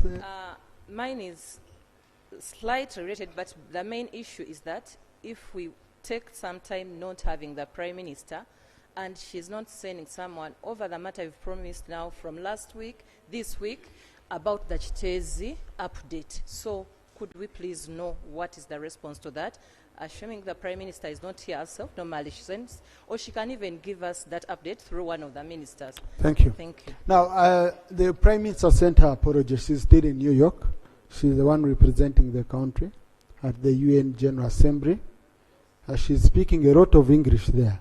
So you should watch, and she's doing a very good job down there in New York. So, but she talked to me today morning, and she explained to me, because the other day they had a meeting which was chaired by the Right Honorable Kadag on the same issue, and even Kitezi, and even on Monday in the cabinet, it's going to be again addressed, then she will come next week with a full update. They didn't want to come with piecemeal. So she's returning tomorrow, and we shall ensure that they respond. Yeah. No, the Prime Minister can delegate, but once she consults with me and I allow her, okay, then really she has no case. So blame me, not the Prime Minister. And Rob, please defend me. Hey. Honorable Speaker, you've not given me instructions as counsel to defend you, so I will not defend you. But, Honorable Speaker, I want to suggest to government again that work of this House should not stall. The Prime Minister has got about 3 deputies. He's the first Deputy Prime Minister, second Deputy Prime Minister, third Deputy Prime Minister. Yesterday we were here, and the Minister for National Guidance sat in for the Prime Minister. I recall a couple of months back, the Prime Minister wrote to your office, the leadership of this House, indicating that always in her absence, the Right Honorable Lukia Nakadama will act as Prime Minister. I don't know if that has changed. My point is, we should not be stalling because the leader of government business is not present. Because, Honorable Speaker, even according to our rules... Now you've become a hostile counsel when I called upon you to defend. Because you have not paid consideration. But as the rules do dictate, government business takes precedence. But now we are having a stalling of that. I don't know what your guidance is going to be, Right Honorable Speaker. Thank you. So that there is no repeat of this situation. Thank you. In fact, Honorable colleagues, yes, Thursdays we usually dedicate it to members' issues. That's what the rules also, by the way, demand. So, but we try to be flexible. That's why you see, like now, this motion for Honorable Nsababuturo, I ensure that indeed we handle it today, because it's a very critical motion, then the petition and all that. So, but the Prime Minister talked to me, and then she asked me, she said, what do I do? I said, no, Right Honorable, since you've been following up this issue extensively, some of these issues, and on some I know, like we've talked, the meetings are not yet conclusive, okay? Please come next week and handle. So today I'll take the breath myself. Maybe I guided her wrongly, but it's me who guided her. Okay? Procedure, Honorable Numbers. Thank you, Right Honorable Speaker. Right Honorable Speaker, we have, it is true we have more than one person deputizing first, second, and third Prime Minister. But the point of procedure I want to raise is whether it is not procedural okay for this House to be addressed on what has been trending, mostly in social media, but through a video by the Right Honorable Third Prime Minister Rebecca Kadaga, alleging that people tried to assassinate her twice. Wouldn't it be procedural okay, Right Honorable Speaker, if this House would be briefed about such a grave allegation, and maybe that is one of the problems, the reasons why she's not here? Because I saw her, I saw the video myself, Right Honorable Speaker, the Right Honorable Kadaga herself, alleging that people had tried to assassinate her twice. Right Honorable Speaker. Thank you. Now, Honorable colleagues, the Right Honorable Kadaga is a member of this House. Yes. If she feels this matter should be reported to this House, or to be discussed in this House, she would raise it here. Okay? Okay? Yeah? So, please. The Honorable Nabu Kenya. Thank you, Right Honorable Speaker. I wanted to get clarification or information from the Attorney General. Last year when the President met the Directorate of Public Prosecution, he promised that in a short time you'll be tabling the Witness Protection Bill. And I think it's a year now, and we haven't seen it here in Parliament. So I want to know exactly, because most of the organizations, even the prosecutors, they all want to see a law in place. So Attorney General, please, can you inform this Parliament when the government is going to table the Witness Protection Bill? Thank you. Attorney General. Thank you, Right Honourable Speaker. Right Honourable Speaker, thank the member for the question.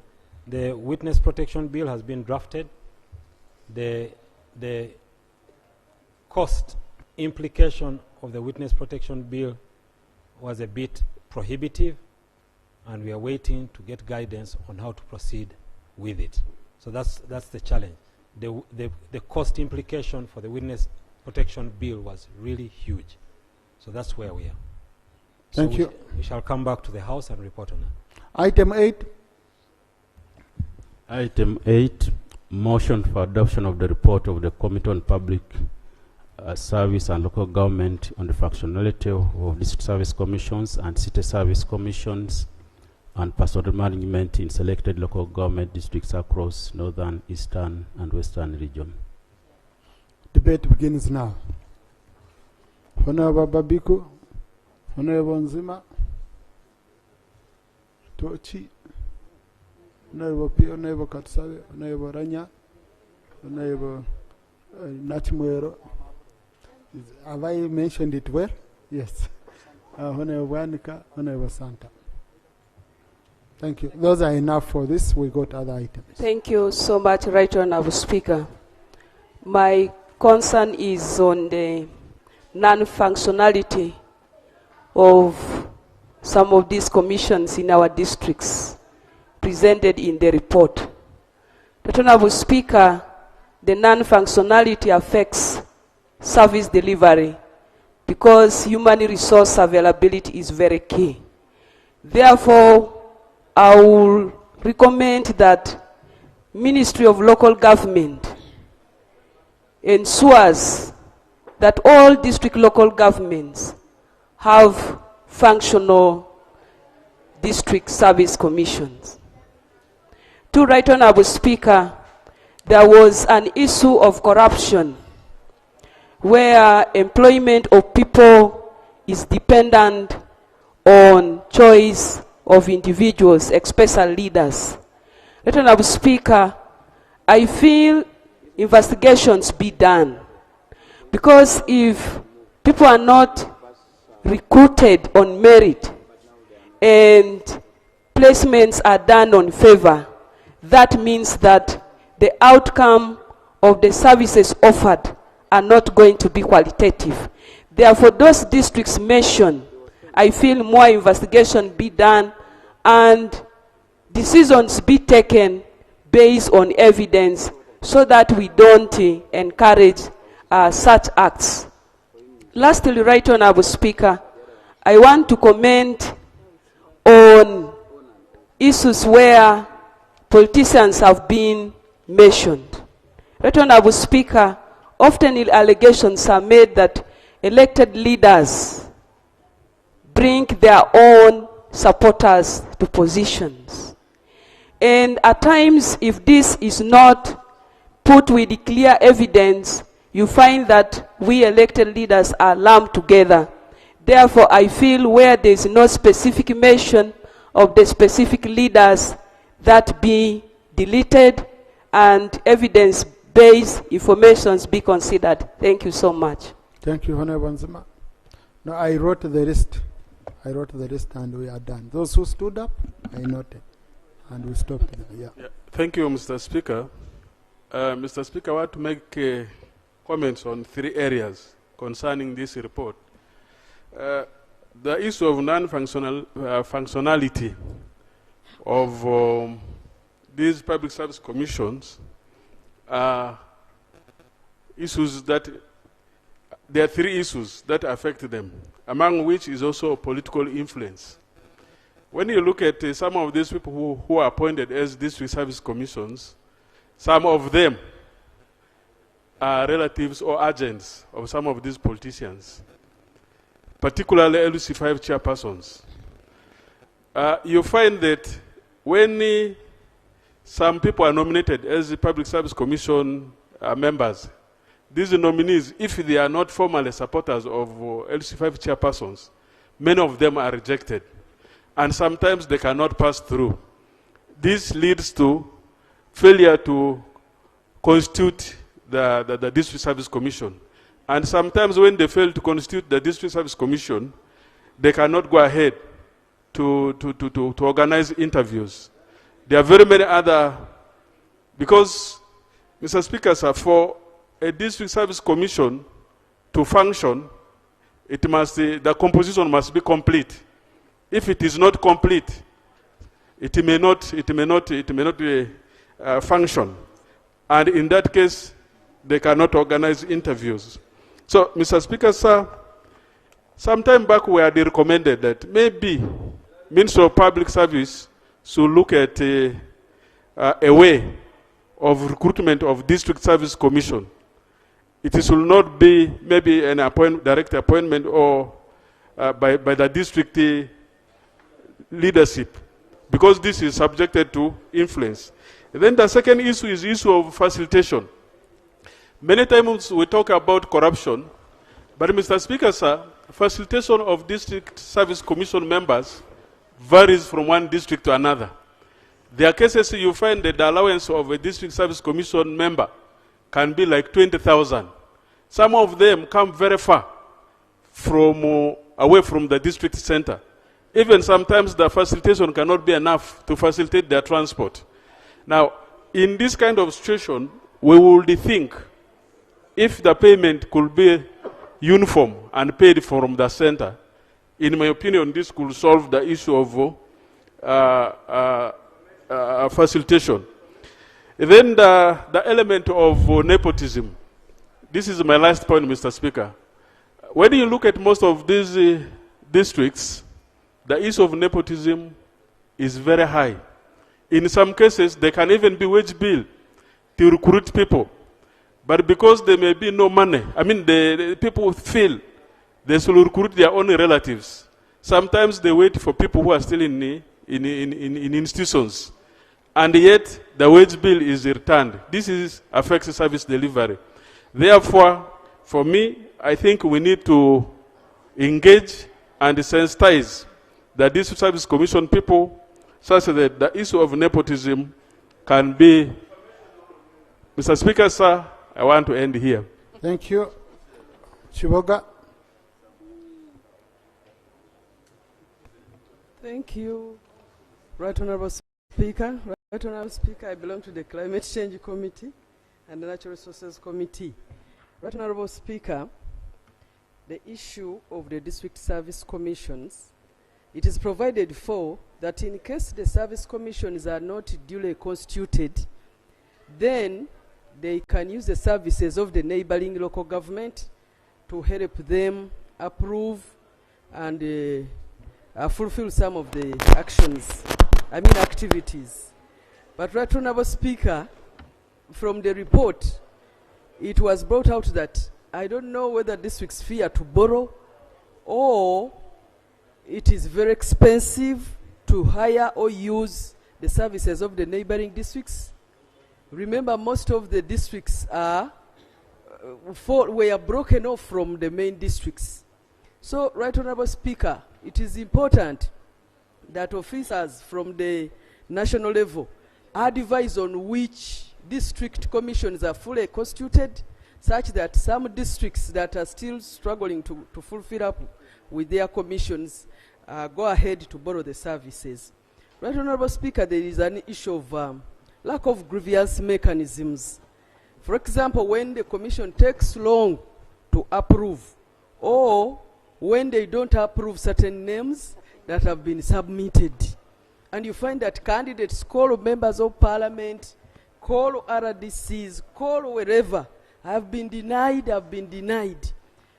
The public needs to know where exactly to report in such cases, other than the court, because you find that they have nobody to report to. So the grievance mechanisms at local government or at national level concerning the constitution and composition and also executing duties of the commission are concerned.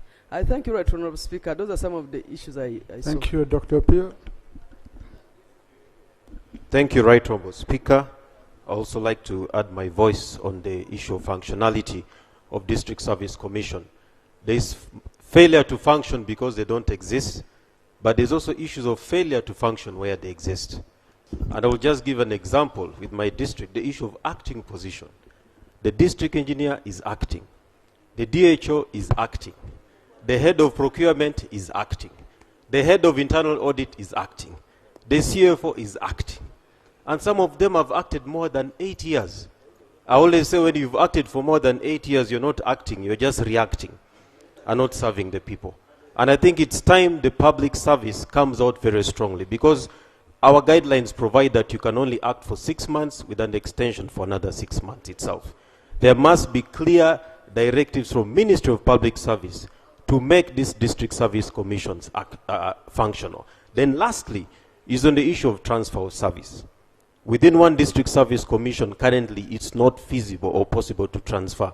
You can transfer cows, but you can not transfer a head of a department from one district to another district. I think it is time that we need to revise that and provide so that they can be transferable. Otherwise, we'll continue having challenges in service delivery in this country. Thank you. Honorable Kaberuka.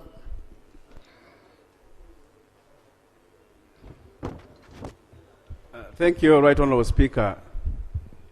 Right Honourable Speaker, I happen to be having roots from local government because I started as a leader at parish level, district level, and now to Parliament. Mr. Speaker. Now, what next?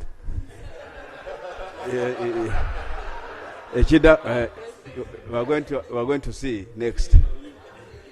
Right Honourable Speaker, we need to be honest when we are talking about the District Service Commission, the performances. We have a lot of enablers that have been deliberately removed by central government to always make local governments, a stepping stone to make sure they get a blame game. And one of them, Mr. Speaker, the honourable member has said that some commissioners are paid 20,000, which cannot even make them commute from home to work. So that means that the local government, the decentralization policy was weakened by the central government deliberately to make sure we always get a blame, whom to blame in performance. At first, they first removed the DHOs, they centralized them. They are moving to, they went to cows, they centralized them because they failed to empower local governments. May I request, Mr. Speaker, through you, the Minister of Public Service, the Minister of Local Government is here. Why is it that local governments are not being given commensurate resources to make them operational? For example, when we talk about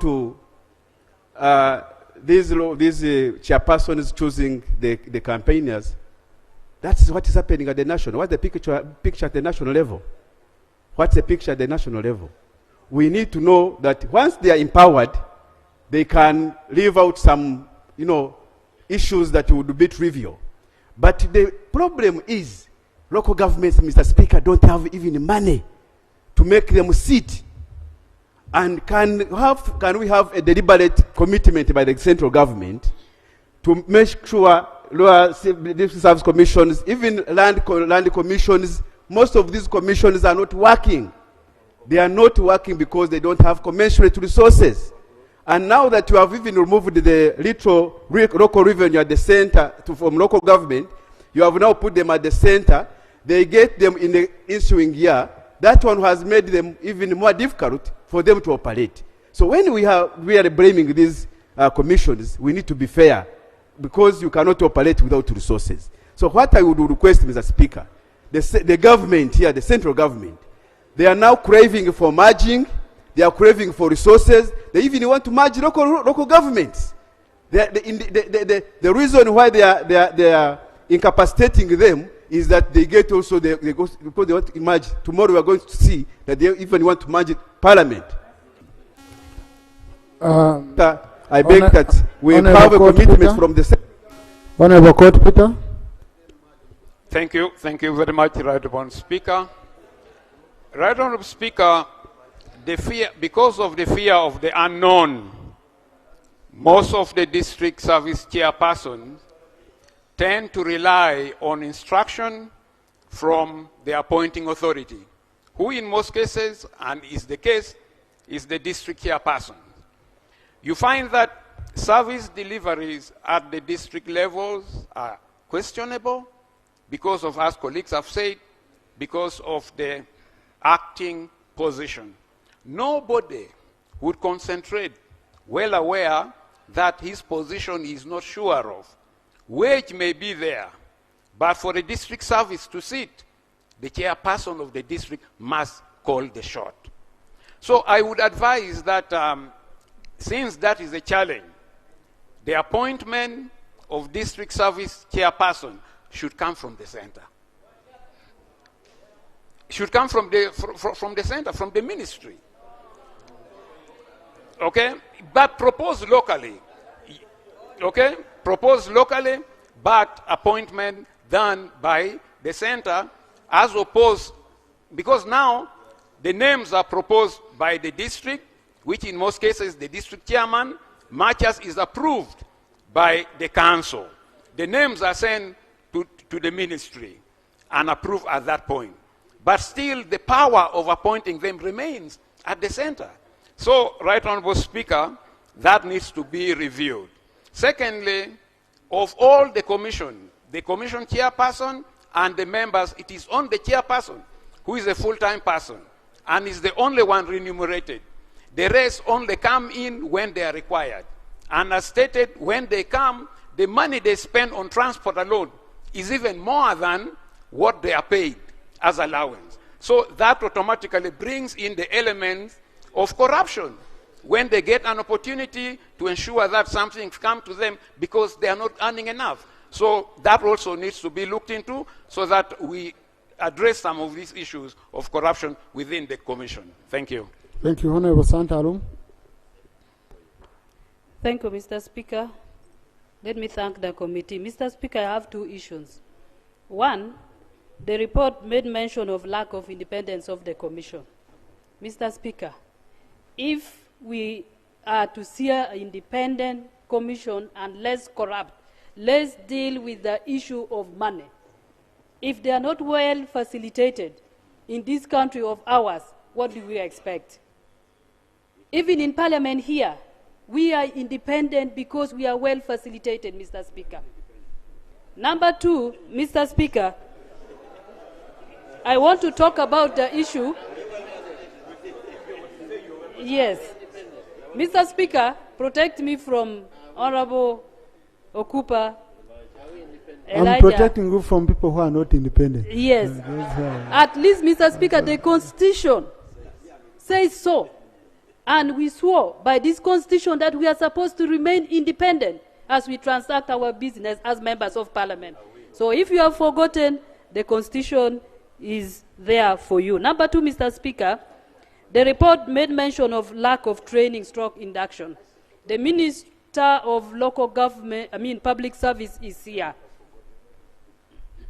Honorable Minister, these people are appointed, they remain in offices and doing a very important role for recruitment of officers in various districts, but they are not inducted. Where is the problem? Because some of the mess that they find themselves in probably is arising out of non-induction. Because these are, in most cases, Mr. Speaker, most of these people are retired civil servants from many and various disciplines. And if they are not inducted, then what do we expect, Mr. Speaker? Then, finally, we are talking about corruption. nepotism, call it tribalism, Mr. Speaker, in local government is serious. I remember in one local government that I don't want to mention, one of the officers was recruited from another region, and he was completely rejected because he was not coming from that locality. So all this goes back to induction that we are missing. I want to thank you so much, Mr. Speaker, and I beg to submit. Thank you, Honorable Katsabe. Thank you very much, Mr. Speaker, sir. The two concepts in management, effectiveness and efficiency. Effectiveness is doing the right thing, and efficiency is doing the right thing right. Now, I've heard one of us saying that the leadership of the committee or the District Service Commission should be transferred or retransferred to the center. No, it can't be this parliament, because it is the same parliament in its own wisdom that felt it prudent and important for the service commission to be based and originated from the district or the districts. So it can't be this parliament. That is a no-go zone. Mr. Speaker, sir, and honorable colleagues, I want to draw your attention to the membership or the constitution of these committees or commissions. Yes, they are district-based, but we have also to recognize that we have different communities in terms of constituencies. Now, if the chairman is coming from constituency A, it is possible that the membership of their particular committee is going to have a lot of, literally 99% or 100% of members coming from his community. And I think it is up to this parliament to ensure that we take interest in the composition or the constitution. And okay, conclude. Thank you so much, Mr. Speaker. Our constitution, Mr. Speaker, is crystal clear that when we look at the constitutions or membership of entities, they have to reflect or factor in the element of gender. There are a lot of commissions in this country. There has no membership in terms of gender reflected, no woman. And I don't want to stop at female members. I want to go a step further and add the members from the disability community. We should, as a matter of fact, this parliament, that we add that element or segment of at least 2 women or female members on that committee and at least 1 from the disability community. Thank you very much, Mr. Speaker. Honourable Minister. No, honourable colleagues, when we were starting, I said those who want to submit stand up, okay? No, I didn't. You didn't stand up. No. Yes. No, there are no things of 1 minute, honourable colleagues. We will give, yeah. Did I mention Dr. Wanka?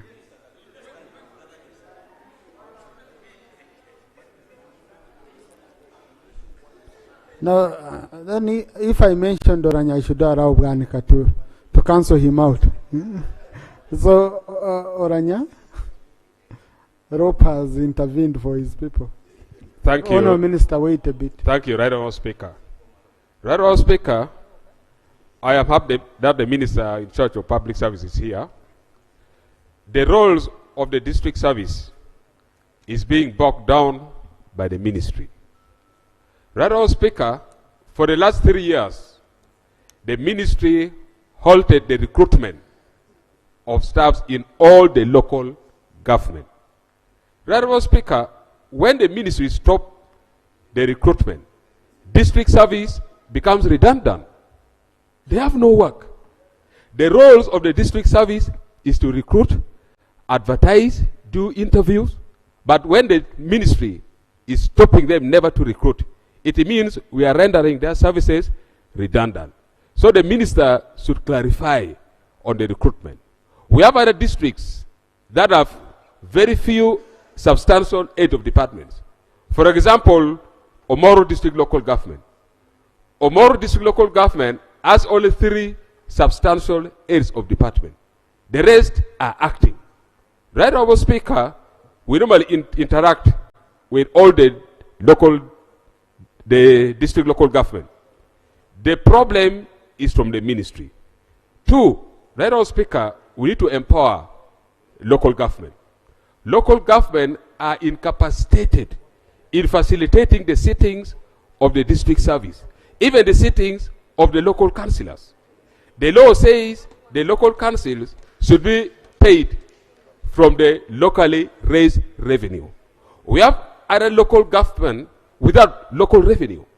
They cannot facilitate the council's sittings. So, Honorable Minister, we need to be very serious on the local government if you are to succeed. If not, Honorable Wanika. Thank you, Right Honorable. Right Honorable, I want to comment on 2 recommendations that were made by the committee.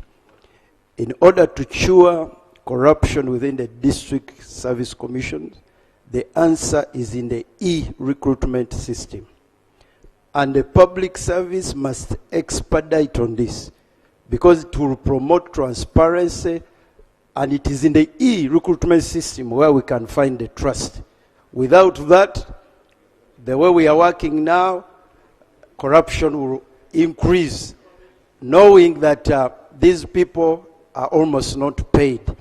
And then lastly, there is another recommendation they made that is very, very important, that remuneration, there should be monthly remuneration to all the district service commission members.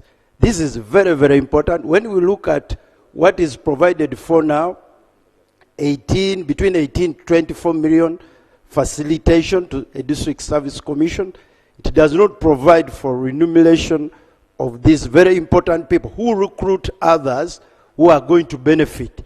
In order to cure, it is important, Right Honorable Minister, Right Honorable Speaker, that we provide for them monthly remuneration.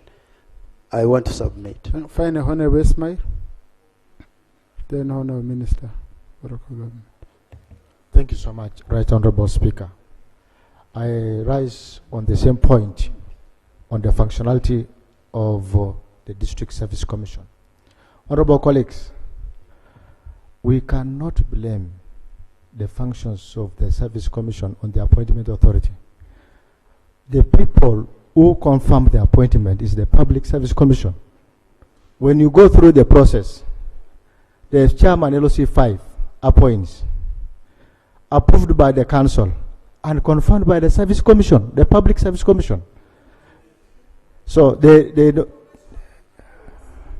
chairman nominates, the council approves, and then the Public Service Commission confirms, and the onus is on them either to reject or to accept.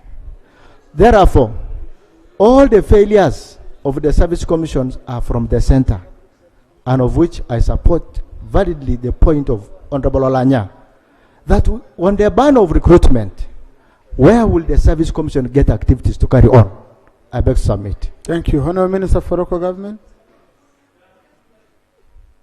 There are not many issues, just use 3 minutes. Thank you, Right Honorable Speaker, and members for raising these pertinent issues. Number 1, there is a hidden corrupt person who is not easily identified with pinning evidence, and that is the chairperson LOC 5. And for us to pin people, we must have evidence. People are silent in coming out openly. Even the district members of the commission, some bribe to become.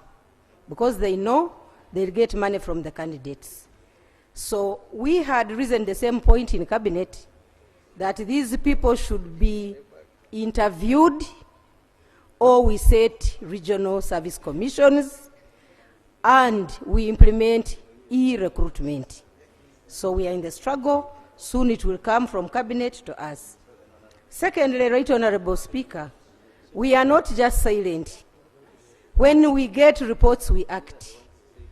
Right Honorable Speaker, I think this is my second time to say I personally cancelled 322 positions illegally recruited by the leadership of Ntoroko, which had only 3 members, and the cow signed and put a levy. If you want this job, 5 million, 3 million, and so on. Bring us these cases, we shall investigate and act. Same with Kagadi, same with Kitagwenda, where a human resource had convinced all the teachers to join PDM to become parish chiefs so that they can steal 100 million. So once you report and there is evidence, we can do medicine. I want to confirm that this is true. The chairpersons have a big arm. You can imagine Busia district spent over 2 years without a service commission, because he had picked people who were corrupt, and the councillors refused them, and he refused to pick any other. So tell us where the problem is, we shall join hands too. Then we need to improve on our laws to design a very, very strict law that pins the district and city service commissions. I'll give you an example of Fort Portal. They are lamenting. There are people who don't have qualifications. I wrote to the IGG in 2022. To date, nothing is done. They appealed to the Prime Minister. To date, nothing is done. And one of them sent me a message. You started very actively. What happened? What happened? I did my work. Because the anti-corruption state unit is okay charged, he gave charge sheets, but the matter is still lying in the anti-corruption court. And those people are rejoicing. Some have even stood up. They are contesting. So what should we do to the arms of government that delay intentionally to solve problems that are straightforward? We need... Thank you, Honourable Minister.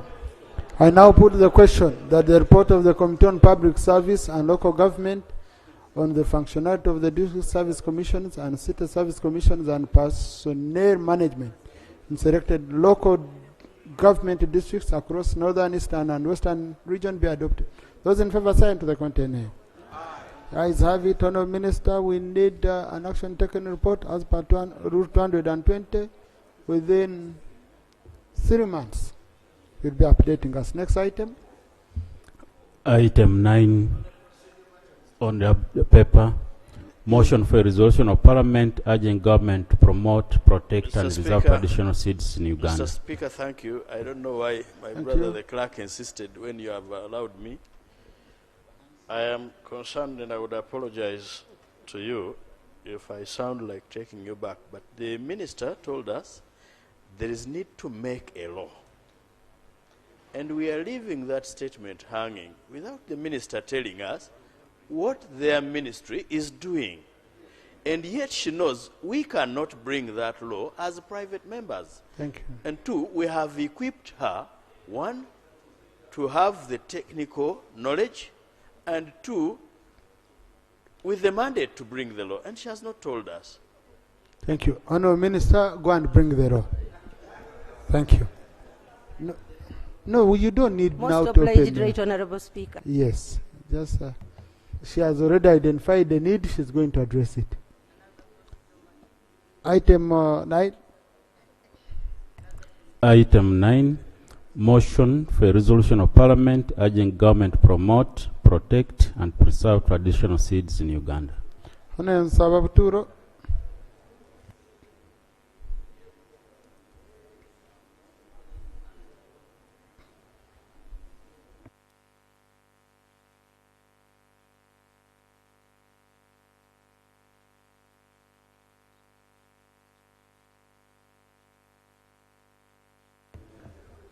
Mr. Speaker, sir.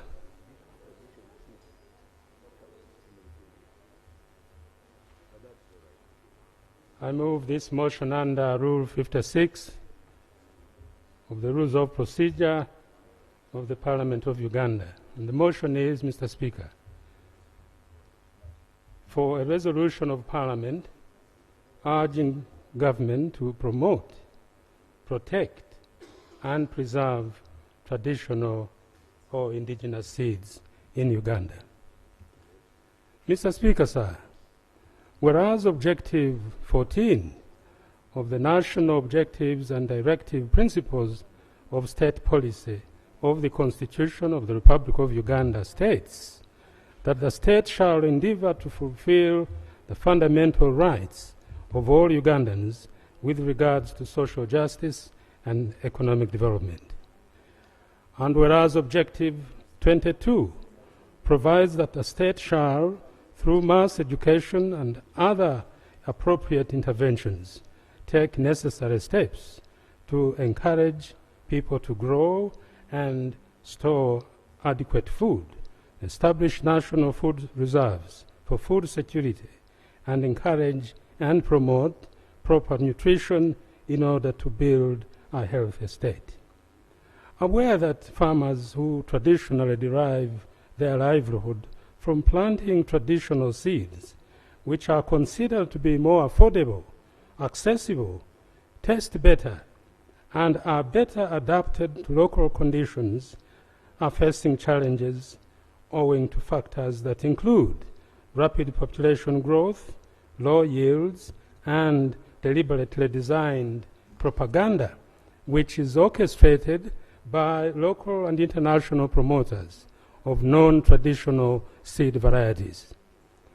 Noting that farmers in Uganda are, not by choice, Mr. Speaker, resorting to planting non-traditional seeds, despite their known grave limitations such as expensiveness, unaffordability, and as well as inaccessibility. Advocating that government must ensure that traditional seeds are protected, promoted, and preserved, and are of quality, with a view to defend the independence and sovereignty of Uganda as a nation, popularize nutrition, and ensure food security. Acknowledging that the two primary goals of non-traditional seeds are designed to replace and lead to extinction of traditional seeds, as well as turn African farmers and people into a huge market for non-traditional seeds and pesticides. Concerned that non-traditional seeds which are promoted by multinational seed corporations are planted once, unlike traditional seeds which are preserved and can be planted for as many countless seasons as possible, thus enabling farmers to sell, consume, and keep some of their seeds. Further concerned, Mr. Speaker, that reliance on traditional or non-traditional or non-indigenous seeds will inevitably lead Uganda to becoming fully, painfully, and humiliatingly dependent on multinational seeds corporations, which have patented their seeds, so that local farmers' recourse is to buy the same seeds every planting season. Now, Mr. Speaker, be it resolved by the House that government promotes, protects, and preserves traditional or indigenous seeds for purposes of, among other things, defending our food systems, independence, and survival. 2, government improves through public funding, research, and financial support to farmers the quality of traditional or indigenous seeds. 3, the government encourages farmers through awareness campaigns and educational programs to appreciate and embrace benefits of traditional seeds. 4, Mr. Speaker, government implements policies to protect traditional seeds so that they are not replaced by non-traditional seeds. And 5, ensures availability of quality traditional seeds to farming communities. 6, Mr. Speaker, encourages citizens to establish traditional seed banks. And 7, establishes seed banks and other preservation methods to maintain genetic diversity of traditional seeds. 8, government provides education, resources, and other incentives to farmers who grow and maintain traditional seed varieties. 8, Mr. Speaker, 9, beg your pardon. Government stands up to local and international promoters of non-traditional seeds whose primary goals are to attain universal control of the seed sector by themselves, create a huge market for their seeds and pesticides, as well as cause extinction of traditional seeds. Mr. Speaker, sir, 11 rather. Government should check activities of Eurocentric local research scientists, some of whom are hobnobbing with seed corporations in order to promote the latter's market for their seeds and herbicides. Mr. Speaker, finally, government designates a department in the Ministry of Agriculture, Animal Industry and Fisheries to promote, preserve, and protect traditional seeds. Mr. Speaker, I beg to move. Thank you, Honorable Dr. Abturo. Is the motion seconded? Honorable Namboze, she has said the whole house. Singa Nachumero, Paparu, Ismail, Adiek, Aogon, Katabazi. Today, Honorable colleagues, is 15th anniversary, marriage anniversary of Honorable Katabazi. So I want to congratulate him. Cherkut, Tony Ayo, Okiror. Thank you. Oh, I also have to consider the seconders. Emmanuel Rotara, Oranya Gilbert, Chema Sweet, and Wanda Richard. Thank you. Honorable, do you want to use 5 minutes to justify your motion? Mr. Speaker, sir, seed is life. It is the most vital input in food production, and farmers' seeds are the lifeblood of Uganda's food sovereignty. For centuries, small-scale Ugandan farmers have been the backbone of the nation's agricultural success. Traditional seeds have long played a crucial role in food security, nutrition, and incomes of smallholder farmers in Uganda. Their inherent advantages include heightened resilience to adverse environmental conditions and remarkable medicinal and nutritional properties. These seeds, Mr. Speaker, are core to production and reproduction, which, taken together, guarantee both sovereignty and sustainability. Mr. Speaker, sir, this eminent and crucial role played by traditional or indigenous seeds is under threat from multinational seed corporations, which are behind the ongoing drive to take over worldwide control of the seed sector. These corporations, Mr. Speaker, don't want anyone else to have ownership of the seeds. Their propaganda runs that it is in the interests of local farmers that such ownership would address Uganda's ills, which they say are related to hunger, overpopulation, poverty, and climate change. Mr. Speaker, the blunt truth, though, is that these seed corporations have one main goal in mind, namely to attain for themselves global corporate control of the seed sector, as well as achieve increased production and sale of their synthetic fertilizers and pesticides. By dominating the seed sector, Mr. Speaker, and fertilizers and herbicides, these seed corporations will have a huge market which will qualify them to sell their seeds, fertilizers, and pesticides as monopolists worldwide. Mr. Speaker, once multinational seed corporations have achieved this monopoly control, of the seed sector, fertilizers and pesticides, they then will turn our farmers into a huge market, as well as make them dependent people who will be subjected to excruciating humiliation, exploitation, oppression, suppression, as well as domination to a degree that neither colonialism nor slave trade ever achieved. Successful dispossession of our farmers' traditional seeds would irreparably, irredeemably, permanently, and humiliatingly condemn us to food insecurity and loss of, among other things, seed sovereignty.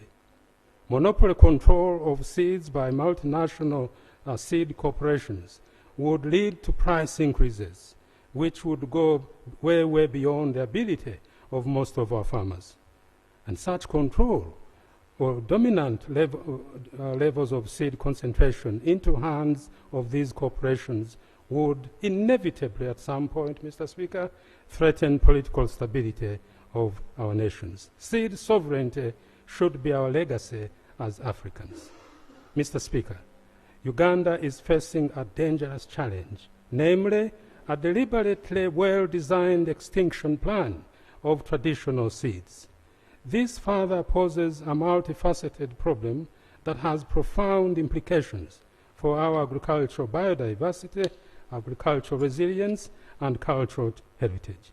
The demise of the traditional seeds would overlook critical advantages which our farmers already have, such as the fact that traditionally our local farmers plant, they harvest, eat, save, exchange, and sell their produce independent of external interventions. Traditional seeds, Mr. Speaker, once preserved, can be planted the following season without a farmer having to go and buy seeds from elsewhere. Mr. Speaker, exclusive reliance on seeds which are supplied by multinational seed corporations would end this self-reliance of our farmers. It would also lead to a dependency syndrome by the latter, since seeds which are owned by multinational seed corporations must be purchased expensively every planting season. To avoid such dependency and other negative outcomes like loss of food security, sovereignty, and dignity by our farmers, government must ensure that traditional seeds are preserved, promoted, and protected. Mr. Speaker, our impeccable call for protection, promotion, and preservation of traditional seeds is premised on several factors. One, a primary goal of multinational seed corporations, which are bidding to control the seed sector worldwide, is to replace traditional seeds with their version of seeds. Two, these seed corporations' main goal is to become sole global suppliers of seed for planting. Three, their aim is to become monopolists and turn our farmers into one big market for their seeds. Four, without our concerted efforts to conserve and promote the use of traditional seeds, Uganda risks losing the rich diversity of our seeds and also invaluable genetic resources, which are essential for a sustainable agriculture and the preservation of its agricultural heritage. Five, in order, Mr. Speaker, to achieve seed hegemony, multinational seed corporations are planning to transition African farmers away from traditional seeds to patented seeds, fossil fuel-based fertilizers, and other inputs which the latter do control. To achieve this, they are seeking to institute legal and financial penalties throughout Africa against African farmers who fail to adopt their patent-protected seeds. They are also using tactics such as intimidation, bribery of our officials, and propaganda in order to gain legitimacy in our part of the world. Finally, Mr. Speaker, sir, one would not be in his or her right mind to sanction the demise of our own seeds in favor of non-traditional or non-indigenous seeds, over which we have no control. Thank you, Mr. Speaker. Thank you. Honorable Dr. Tara. Thank you, Mr. Speaker and honorable colleagues. Mr. Speaker, I arise to second the motion moved by my honorable colleague, the Honorable Nsaba Buturo, urging government to promote, protect, and preserve traditional or indigenous seeds in Uganda. Right Honorable Speaker and honorable colleagues, let me begin by saying that by not preserving our indigenous or traditional seeds, we are facing imminent security threat as a country. Our independence is being eroded, and this will render our country susceptible to persistent famine and even starvation of our people. Right Honorable Speaker and honorable colleague, just imagine a situation where, as a country, we are unable to produce food for our own consumption, where we've got to depend on foreign seeds, patented seeds, for our planting. I want to begin by saying the obvious, that these patented seeds are generally more expensive. They require very special care, including the use of herbicides and fertilizers. But also, most importantly, there is that propaganda that non-traditional seeds are more productive. I want to challenge us to pay keen interest on this matter, in that when we subject non-traditional seeds to the same conditions as our indigenous seeds, their production, their productivity rather, is very, very minimal and disappointing. Right Honorable Speaker and honorable colleagues, imagine long ago when our people used to harvest and select good varieties of seeds for planting in the next season. That is not anymore with the current trend where we are planting non-traditional seeds. These non-traditional seeds have terminator gene, which means that at every season you have to buy from the outlets and plant, and their products cannot be replanted. So which means our farmers, especially the rural farmers who cannot afford the cost of these seeds, will most of the time miss out in the planting season as they are looking for money to buy the seeds. And ultimately, with the current trend of climate change, you find that our farmers get money late, and by the time they are planting off season, and so you find that there is famine. Finally, Right Honorable Speaker, in a number of countries where non-traditional seeds have been adopted, you find that most of the time now they are facing famine. And a typical case is Zimbabwe, where most of the farmers who were given farms started on planting non-traditional seeds, because that is. Thank you. Honorable Gilbert Oranya. Thank you, Right Honourable Speaker. Right Honourable Speaker, this motion is very crucial for the betterment of our people. Right Honourable Speaker, our parents used to preserve seeds for the next season. And currently, that traditional way of preserving seeds have disappeared. We used to preserve seeds like maize, simsim, nuts, among others. Currently, wherever our parents, wherever people want to plant, you are conditioned to go and buy from the certain suppliers.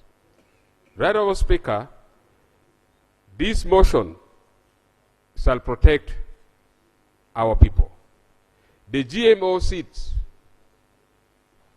is taking control of the market in our country. And if you are not careful, Right Honourable Speaker, in 2-3 years to come, Uganda shall not be doing well.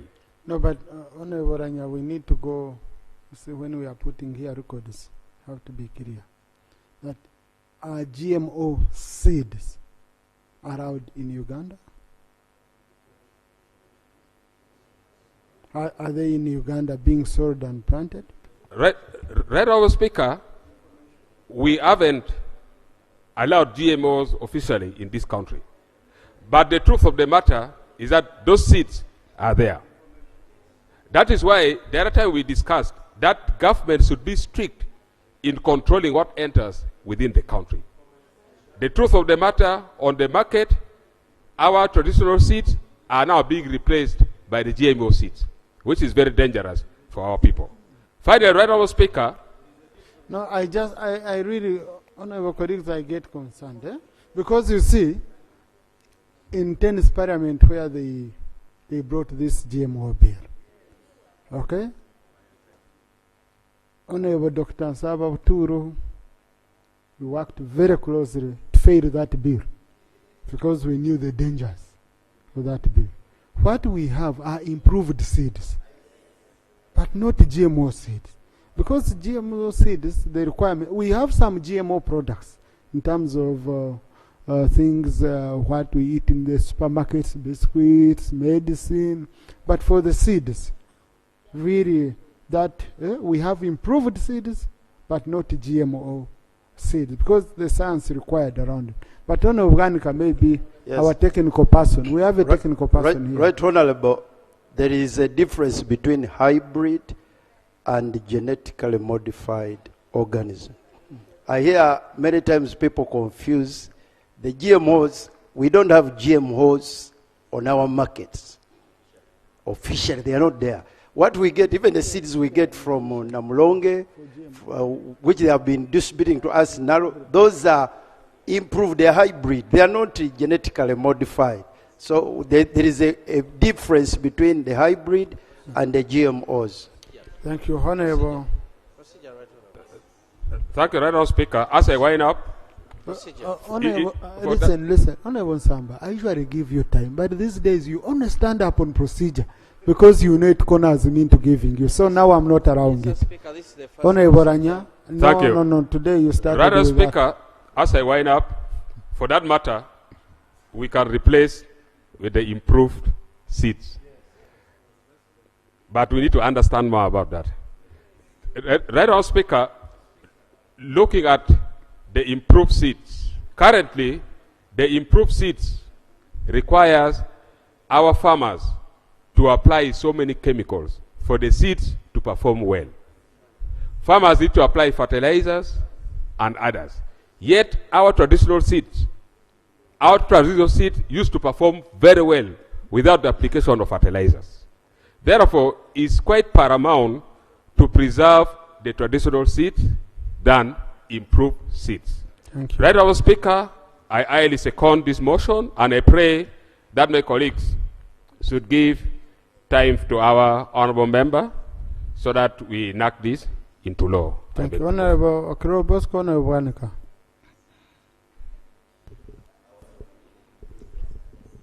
Right, Honourable Speaker. Right, Honourable Speaker. From Wanika, I called him to give information. He wasn't submitting on substantively. It was on a specific topic. Right, Honourable Speaker, from the onset, I want to clearly put it that I rise to support the motion. Honourable colleagues, see, over a period of time, we have moved away from where our starting point was. Right Honourable Speaker, when I was growing up, there are those seeds like the groundnuts seeds which we used to have, which could transition from one season, second and third. Even the storage methods, I remember my grandmother in Usuk would pick certain maize cones and hang them in the kitchen where the smoke. That was the preservation method. But you would be able to replant. I know Senior Bwanika is creating a distinction that a hybrid and GMOs are something different. I will undertake a certain fight, but I don't think there's a difference there. There is a way these people are passing through this hybrid process. If we have the indigenous which you could replant, why can't we replant the hybrid? That's a fundamental question which we have got to resolve. If we can replant the indigenous, why can't we replant the hybrid? I think we need to move carefully. And another thing, Right Honourable Speaker, which is very clear, I like the submission for the motion. The issue of patenting is very expensive. If the seeds are given to us and these seeds are patented, honourable colleagues, in the legal sense, patenting means for you to utilize those seeds, you have got to acquire the user rights. When somebody wakes up and those are the seeds which are in our community, and somebody says these are patented seeds, you can no longer plant, we get locked down as a country. All it does, it really stifles us. But I want to thank the move of the motion that this is a very fundamental. Even the government and Objective 22 has an obligation to protect and have a healthy state. So members, this is something which shouldn't stay at a level of emotion. This is something where a legislation needs to come in for us to reboost and have our indigenous crops take a center stage. I beg to submit. Thank you. Thank you. And these are the questions the President asked when he was returning the GMO bill. Said, what are you doing about our indigenous seeds? Before you say, Honourable Bwanika. Thank you, Right Honourable. It is true, Right Honourable, that we are under the threat of the GMO. We are under serious threat by the GMO syndicates internationally. And there is no question we must preserve our indigenous seeds. That is, we must preserve that. But, Right Honourable, we haven't moved out of the country. We import, I can give an example, we import Boer goats and Savannah goats from South Africa. Those are indigenous goats of South Africa. What South Africa did, they invested in selection. What we are calling indigenous seeds, we must invest in study and selection. They also have the traits for improving, but we need to invest in those studies. It is not only saying that we preserve, no, you invest and select what is the best. When you look, for instance, at the local chicken, there are chicken that lay eggs every day, and they can live for many months, like these ones which are improved. But the country, government must support the researchers so that they can select. If we don't do that, the threats which are in the justification by Honorable Olutuula will come near to us very, very soon. These GMO seeds, you definitely cannot replant. The hybrid seeds, you may replant, but they are not going to give you the same productivity like the productivity you had originally. Because as you replant, you lose the traits. You lose the traits as you continue replanting. So, Right Honourable, what we need to do as a country, this is a very important motion that we must give attention and priority. If we don't, we are going to be enslaved by the manufacturers, those who have invested in these seeds. And these are multinationals. They are billionaires who have invested.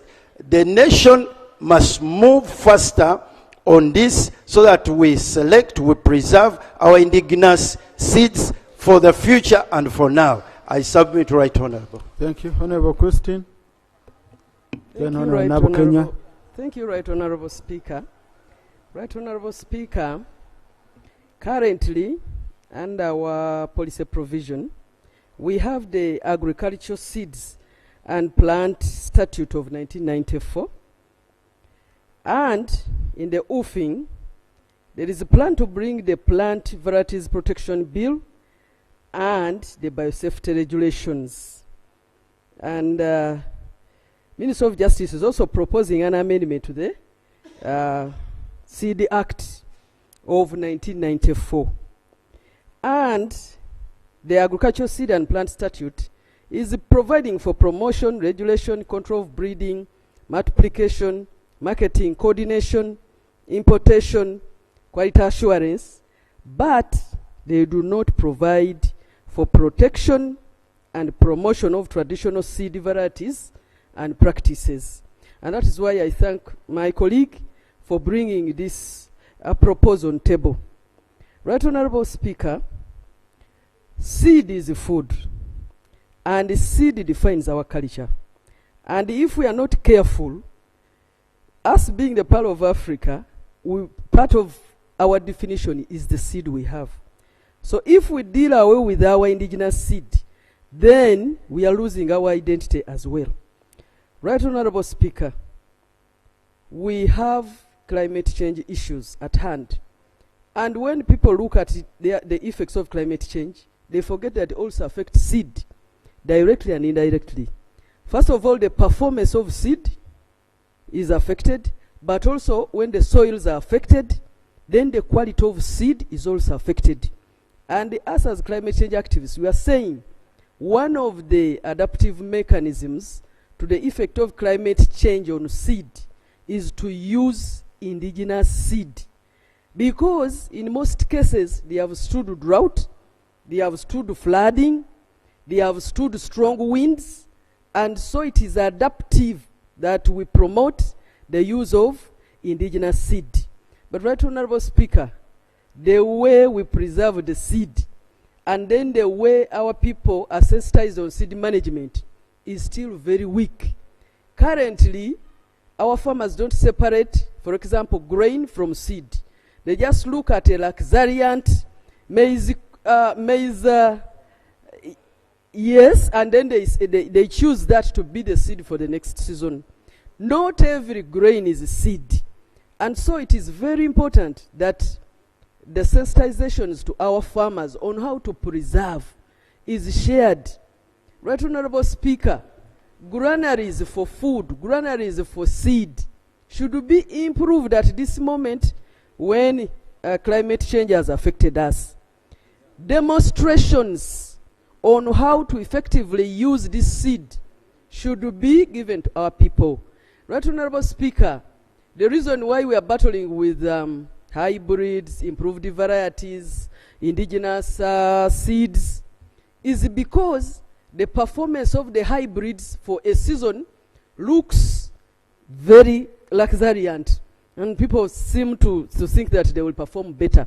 But when you go sustainability of the performance of seed, the improved ones are very, very difficult to sustain. They call on regular reviews. You cannot use the same seed for different seasons. And then they have patent, and based on our weak monitoring of the quality, in most cases we allow such seed to come in, and then it adulterates our indigenous seed. Thank you. Honorable Nabu Kenya. Thank you, Right Honorable Speaker. I want to thank the mover of the motion and also second it. Right Honorable Speaker, this is a very important motion, and I think the Minister of Agriculture should pick all the discussion and see how to better.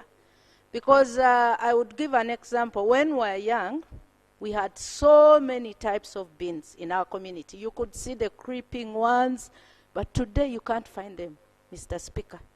So that poses a question. What are we going to do in like 50 years to come? Because the improved seeds cannot last for long. And the original varieties can last longer, even for more than 50 years. So, Mr. Speaker, if we want to have seed quality assurance, we must go back to the original seeds. We need to have seed banks. There's one place in Uganda called Chiziba, Mr. Speaker. It is a community seed bank. They keep seeds, the original variety, and also those that are improved. They make sure they keep them, they sell them, and also use some to replant. We need to borrow this because the Ministry of Agriculture, the Organization for Biodiversity has been supporting this. The Ministry of Agriculture should make sure that we improve and also keep our original varieties. Because the original varieties will not give a big yield, Mr. Speaker, but the improved ones give bigger yields. So the commercial farmers and also those in business prefer to go for the improved ones, but leave out the original varieties. But that poses a problem, because that means people will prefer the improved ones, then those ones are going to become extinct, totally extinct. And I must assure you that the nutrition content or in those original varieties is better than those that are improved, because usually we are looking at quantity, not quality. So, Mr. Speaker, it is very important, and also we need to go legal and patent our products, because people come here and get our original products, they make new improved, and they patent them as theirs. So we need to, and actually this is not limited to seeds, Mr. Speaker, and also animals. We have animals that can sustain the situation, however hard it is, ticks, the new medicines that are very strong, that are not maybe adulterated, but you find that our local breeds can actually live on even in such condition. But now, with wanting a bigger yield, you find that our local animals are not considered good. We need to patent. We need to own what belongs. Thank you. Giantonde. Then Honorable Moses. Giantonde. Thank you so much, Right Honorable Speaker. I want to thank the mover of this motion. These days, we are used to being given seeds to take to our farmers. Now they are all out crying, they need seeds. Not that they don't know how to store these seeds, but they can't be replanted. They're so-called improved seeds. And these seeds, we see that most of the plants, like the maize, at some extent you have to spray, because these new seeds, the improved seeds, are prone to pests. And because of the poor storage, our people are used to this old kind of storage. And because they store them the way they used to, you find that these seeds are prone to aflatoxins due to the storage. I want us to also interest ourselves in this. We are talking about these seeds, but I always use this Massacre road, and there are some sponges along the road. I use those local sponges. But you can't use a sponge for a week. And yet, with our indigenous seeds, you would maybe have those sponges for some time. So I see everything is really deteriorating. The sponges are gone. They are gone. Everything is gone. So I think something needs to be done as this house, otherwise we'll not have our indigenous seeds in the future. Thank you, Right Honorable Speaker. Thank you very much, Right Honorable Speaker. I rise to support the motion, but with some caution and improvement. There are words which were used, but which have not been included. At least the word of the description of what should be done should include improvement. The seeds need to be improved, ladies and gentlemen, honorable colleagues. So we need to, so our local seeds which we have may be good, but they can do better if they're improved, and we need to allocate a lot of resources. Please go on, Honorable. The improvement should be done to support productivity to improve. I will give you clear examples. Maize itself, which we are having, leave alone this other one, the major hybrids. But if you look at Longe 5, Longe 5 is almost indigenous, and it will continue and give you better yields compared to others. If you look at coffee, I'm sure the coffee which you have, which is doing very well, was just improved. It brings me to the issue. Patenting is not wrong. Patenting actually makes the value of your products be higher. I want to mention that the highest part of the value chain in agriculture are seeds. That's the highest part where you get more money. If we had patented, say, our coffee, the ones we are having, we would get more money and even sell it, only even the seeds. So we need to think of patenting. We need to think of improving the local seeds which we have. Thank you very much. Thank you. Etuka, Lilian, Ismat. Thank you very much, Brenda. Honorable Speaker, for this opportunity. Right, Honorable Speaker, the issue of indigenous seeds is a very serious matter. I want to thank the move of this motion. Right, Honorable Speaker, when we look at the current seeds which are now given to us, we are very soon leading to food colonization. Because from the time we received the seeds from NADS 1, NADS 2, NADS 3 in the West Nile region, you find that the indigenous cassava stocks have disappeared. And now it has caused a lot of food insecurity in the area. Just as our colleagues have said, yes, when I looked at the improved seeds, in fact, they are very close to the GMOs because none of those. Let's give them at least 2 minutes so that we get as many. Okay? Because we are ending at 6. Now I'm seeing. So conclude, Honorable. Yeah. Right, Honorable Speaker, as I conclude, it is evident that these improved seeds, and even as a colleague said, even the improved animal species have. Sorry, I think we need an improved microphone. The indigenous one has. Yes, Lilian. Thank you, Right Honorable Speaker. I want to thank the.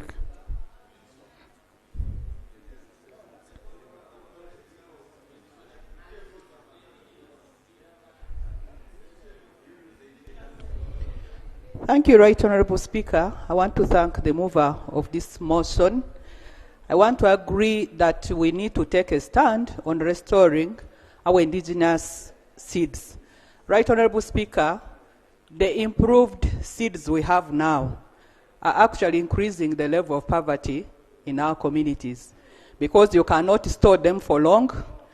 When you harvest maize, within 5 months, there would already be insects, so you cannot keep them. The cassava varieties we used to have in West Nile, you could actually keep cassava for 5 years and in the field, and it would be okay. But now within 1.5 years, the cassava is getting rotten. Right Honorable Speaker, people have now ignored the storage facilities they had because you cannot keep beans for long, you cannot keep groundnuts for long.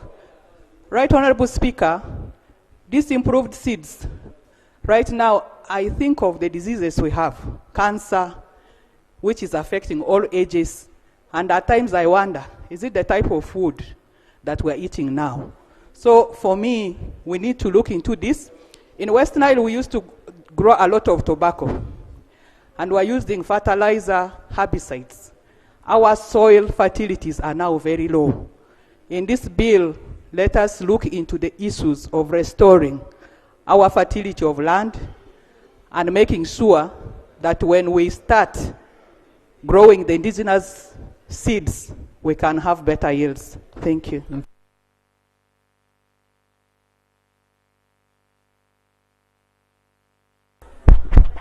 Dr. Ismat. Thank you, Right Honorable Speaker and colleagues. First and foremost, I would like to appreciate Honorable Abedi Bwanika. He was actually my lecturer, and I want to agree with him 100%.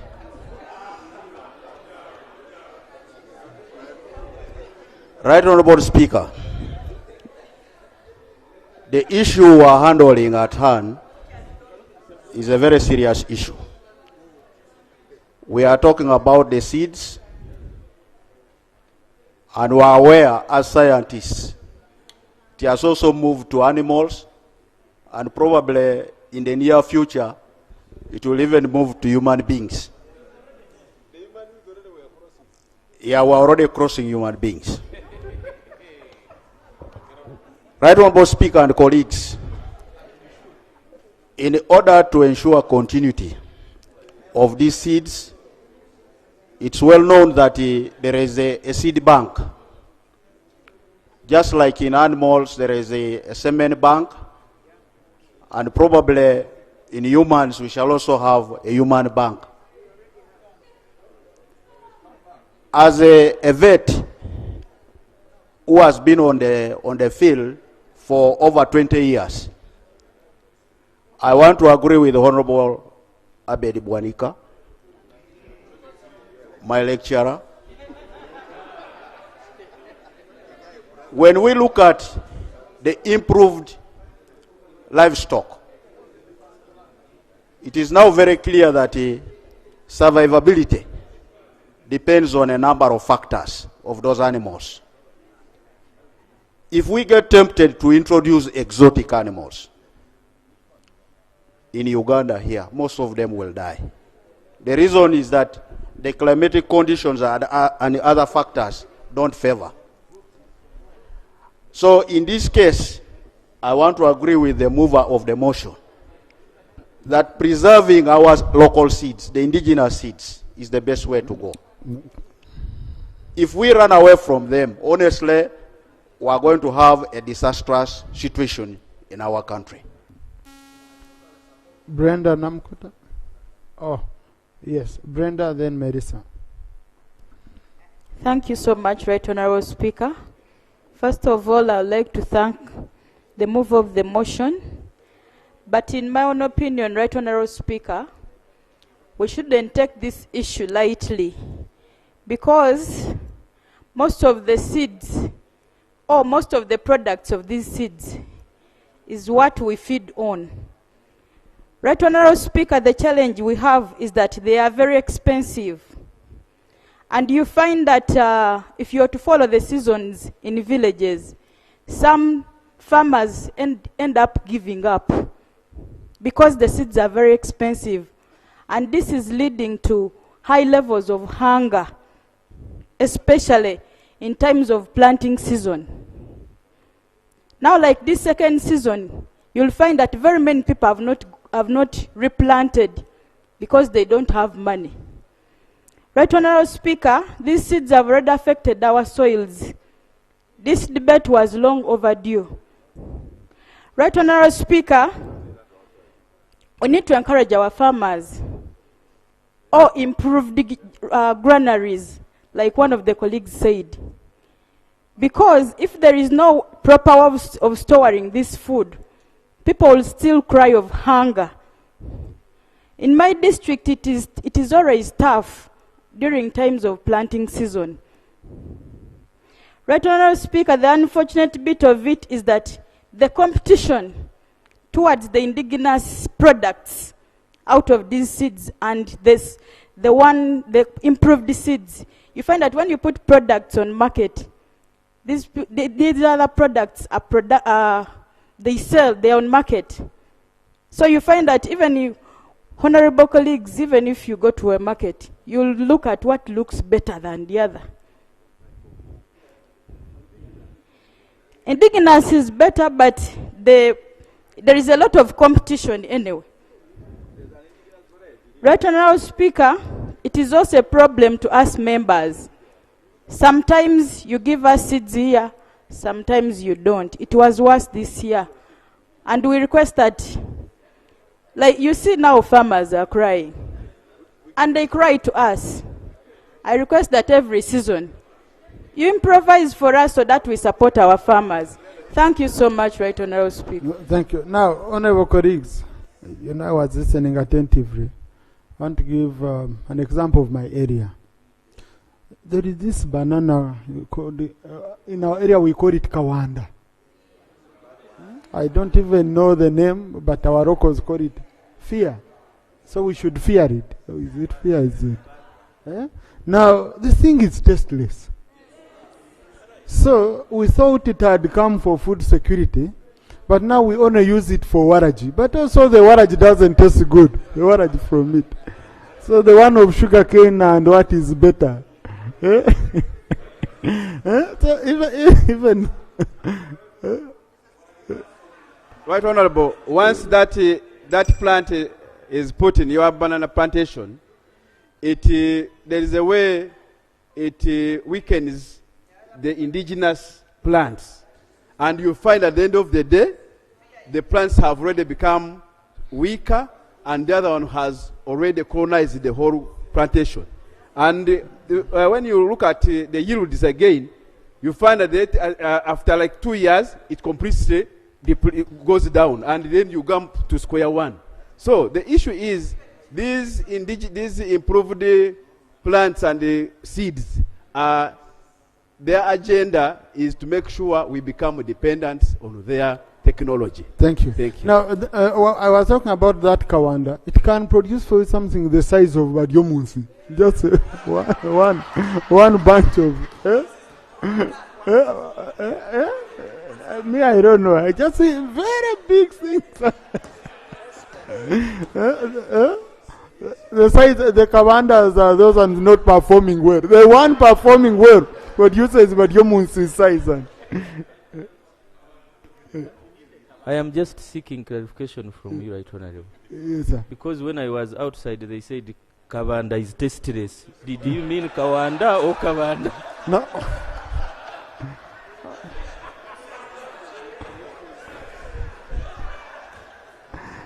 We talked of the size, not the taste. Okay? I had heard Honorable Melissa and then the Honorable colleague in the corner. I've forgotten her name. That is okay. Nakasongora and Bunyaruguru. I'm coming like this, Honorable colleagues. I'm coming like this. Yeah. Thank you so much, Right Honorable Speaker, for this golden opportunity. I want to join my colleagues to thank the move of this motion because it directly touches our life. Right Honorable Speaker, some of us have lived this long to witness and even affirm to how our predecessors preserved yes, the indigenous seeds. I vividly remember that we will collect the bamba harvest from the garden. After preservations, the best seeds will be selected and wait for the next season. And this will be replanted and still receive a bumper harvest.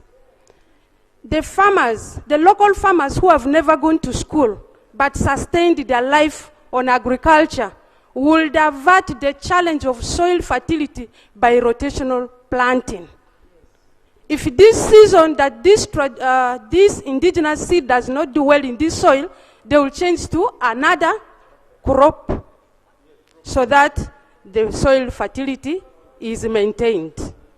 Right Honorable Speaker, to add on to that, our local farmers still need a lot to adopt the modern farming systems due to many factors.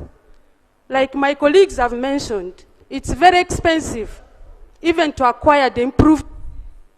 Thank you, Honorable Zawede. Thank Honorable you. colleagues, I'm trying to see if we can get time for other. Thank you, Right Honourable Speaker. I stand to second the move of the motion, and I want to appreciate him.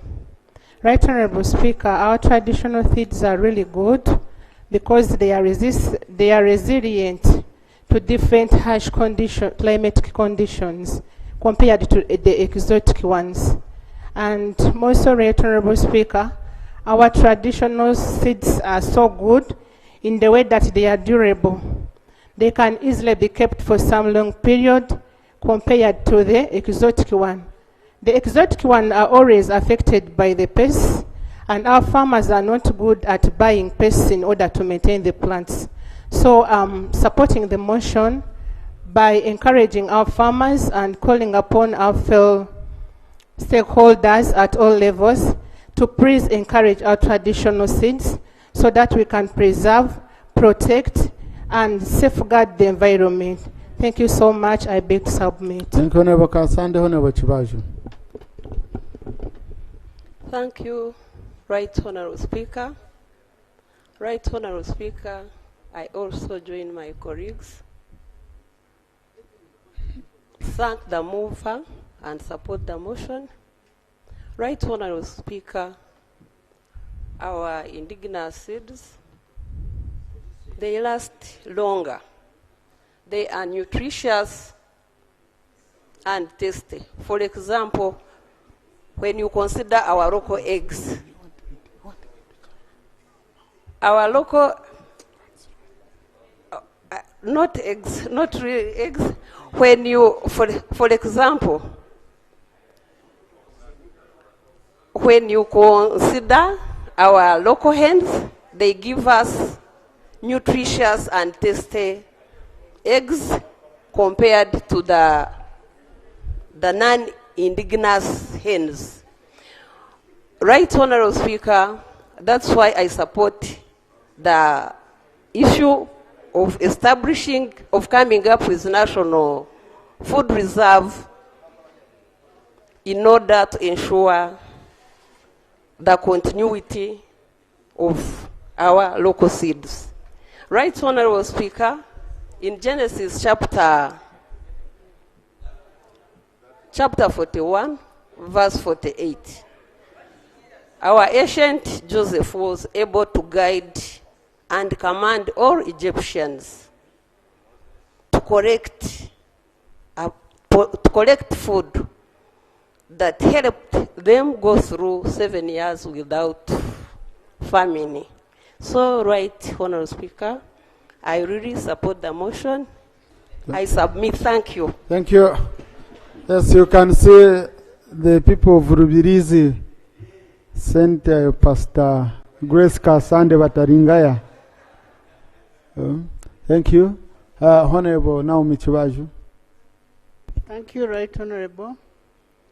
I want to first of all to thank Honorable Turo for bringing this debate to the floor of this House.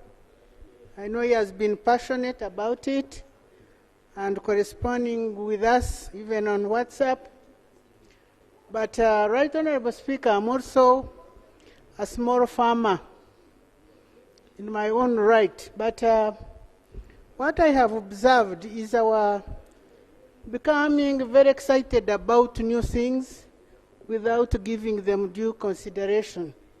For instance, I have seen people jump onto these harsh avocado plants everywhere. This country has indigenous avocado plants, indigenous, sweet, tastier, and better, in different sizes and shapes. Every household has a plant or so. But people now have moved to harsh avocado plants because we have been told that we shall reap more, get more funds from those avocados. So we stand to lose our original avocados in this country. And once we lose them, we shall lose them forever. So many people have given us advice, and I want to thank the Honorable who explained the difference between the indigenous and GMOs. Because many people think the new plants, the new are GMOs. I think the message we should take home now is that these are two different things, and they can be treated as such. Honorable Mamawi.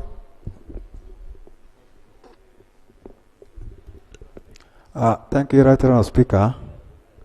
Right Honourable Speaker, as I second the motion, I want to thank the committee for bringing this out. But there are areas which we must also understand. I expect my senior colleagues to talk about it. Honourable Abed Panika. Right Honourable Speaker, there is a purpose why there is a need for improving the breeds of either animals or crop. Unaware, Right Honourable Speaker, you cannot get a new crop when you don't have a parent stock. And the parent stock which we are talking about are the local breeds. You cannot produce new crop when you don't have those local breeds. Therefore, we are saying, yes, we can preserve our local breeds, which we totally agree. But still, there is a need to improve their breeds, which we call the high-yielding ones. Right Honourable Speaker, you gave a very good example here. You just go to Luero here. If you are at Luero, you can ask the ones who are selling bananas. I need the bogoya ya Muganda. Then they give you a local one. When you go and just you buy something which is new. They call it nuts. Is that a Jumani language? Because no, we have an official language here. Thank you, Honourable Speaker. What did you say? So, Right Honourable Speaker, all in all, what I'm saying is, as we discuss this, we must not attribute the debate to other agronomic practices, which can be applied selectively. We have areas where even if you don't apply fertilizers, other crops can do well. Therefore, those will not be an issue as far as GMO and local breeds are concerned. Right Honourable Speaker, we have crops which are still at the... Thank you, Honourable Iruko.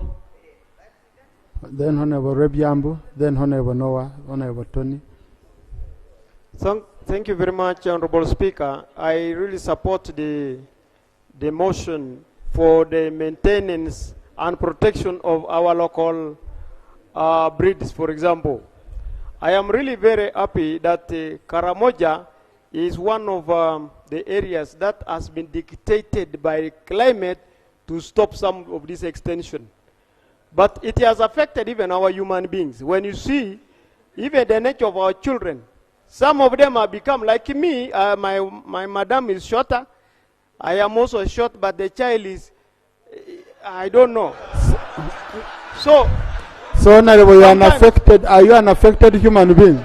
So, I am just saying, the nature of the food, the nature of the food we are eating, even as you look around us here, there are original people and others who are modified. However, if you know, food is a time bomb for a country. If a country like Uganda does not protect its food, we are destined to get finished. However, I therefore stand strong to say, let government come in full force, such that it can help us. For us in Karamoja, we also sometimes get these things, but what helps us is that when you bring improved animals like the cows, whatever, they don't take long. They all die. And that's why you see, because they are trying to eradicate the local breeds of whatever we have, we are in it constant akoro or anger. We call it akoro in our language. Because every day you want to put this one, the season comes, it dries. Even the animals, these dairy cows, we are. Thank you. I hope many people of Karenga are not affected. Honourable Rebiambu. Thank you, Right Honourable Speaker. I also want to join my colleagues to support the motion and also contribute on the discussion. I want to say that most of us here, when you're buying some of these products, you go to the market and you ask for the local bananas compared to Kawanda, as Right Honourable Speaker has earlier mentioned. I want members to take a leaf from His Excellency, the President of this country. Most of us have seen him when he is in his farm looking after his indigenous cows. Why do you think he has kept them? Amidst having exotic breeds, having a lot of milk that we get from those cows, he has kept his local breed. For sustainability, for identity of this country, we need to keep our local and indigenous seeds and other animals. Thank you. Yes. I had, because I picked all people who stood this side, I picked. So my brother Cherangat, we can't go back. Yeah. Yes. Thank you very much, Right Honourable Speaker. Right Honourable Speaker, I stand also to support the motion.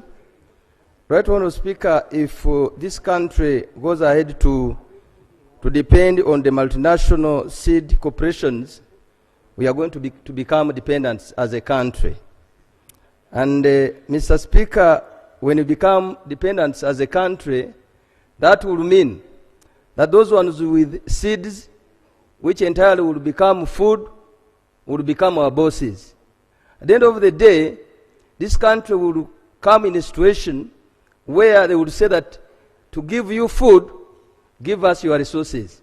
And Uganda has a lot of natural resources, and you never know, people might be targeting them. Secondly, Mr. Speaker, biodiversity had come up to support farmers, and they had constructed seed banks in a number of districts. And farmers who are organized started bringing those cereals to the banks.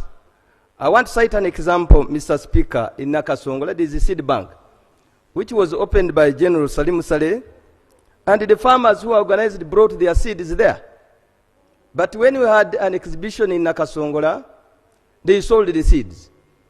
They remained with few to plant the next season. Indeed, they planted, but the season was bad.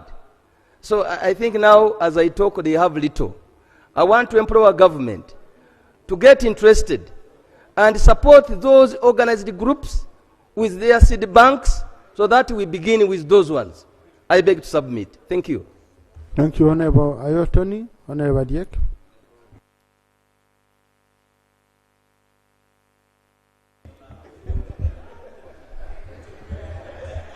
Honorable Ayotoni has been buying original breeds from Ankore.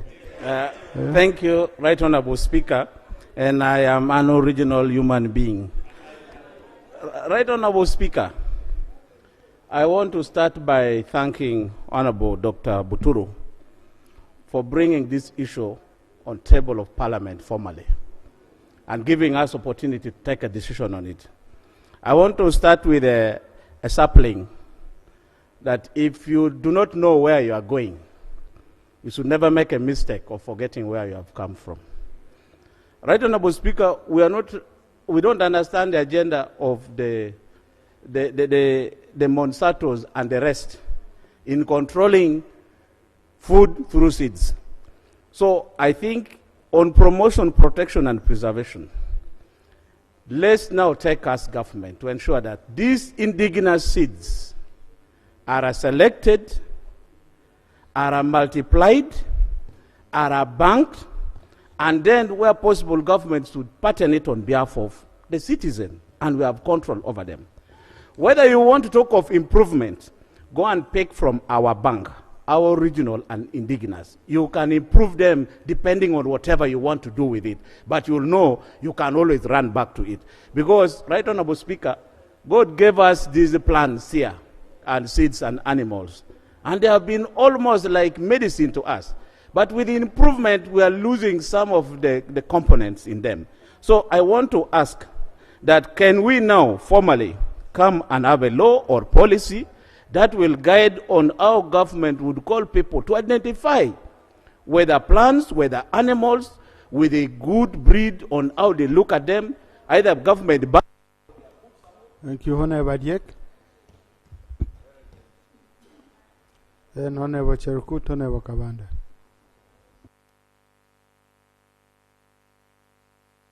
Thank you, Right Honorable Speaker and colleagues. I'd like to thank Honorable Buturo for really bringing this on the floor of Parliament. Right Honorable Speaker, I'm wondering if we can still go back to the original seeds. And I think we are going to start from where we are right now, going backwards. Yes, because we want to preserve the seeds, but we don't have the original seeds anymore. Are they there? The maize that we used to hang in the grass thatch houses, then they may be preserved by the smoke. Yes, yes. If we can still go back there, then we shall be talking sense on the floor of this Parliament. Right Honorable Speaker, I wanted to ask Honorable Abed Bwanika, that is it about playing with English? Because we have improved seeds, hybrid, yes, genetically modified. So the hybrids, are they not genetically modified? Because I know with GMOs, these are really organisms, living organisms that are generated from the laboratory. And then they are mixed with other genes of some plants. That's when they become genetically modified. But then when we look at hybrid, we are taking two parent plants, two parent seeds, two different. Then we crossbreed them. Then they become improved seeds. I think I understood you there. I don't know. But really, yes, we have to understand this very well. Now we used to have cassava that could last, like the way one of the colleagues brought forward, for like 5 years, more 5 years. Now we have very many species of cassava. Thank you, Honorable Cherukut. No, my Honorable Bwanika will respond to you later because you didn't go through me. You said I want to ask Honorable Bwanika. If it was through me, I would give him space. But now, since it wasn't through me, much obliged. So after Right here, Honorable. please, you answer the We shall interact more with Abed Bwanika. We are all scientists. Thank you. Thank you very much, Right Honorable Speaker. I want to appreciate the mover of this motion. And I want to bring my discussion out from the perspective of when I look at the general level of all the farmers across the country. Most of our farmers are still living below the poverty line. And if they are below the poverty lines, it means the exotic breeds that have been introduced into this country have come in to kill the poor, the peasants in the local districts. They cannot afford the seed. They don't have a penny to buy. It's the reason I stand firmly to support the mover of this motion, that the indigenous seed of both seeds and animals should be retained. When you look at the improved varieties around, many times you may realize that the inputs that are added are always impacting negatively on our lives. People have suffered from cancers, to mention but a few.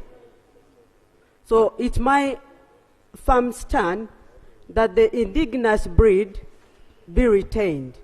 And a very good example, of course, when we look at into these exotic things is, let me talk about chicken. The local chicken, when you go to the market, the local and exotic. When the two are cooked, you realize the difference. And you'll appreciate me that when Honorable Kawanda.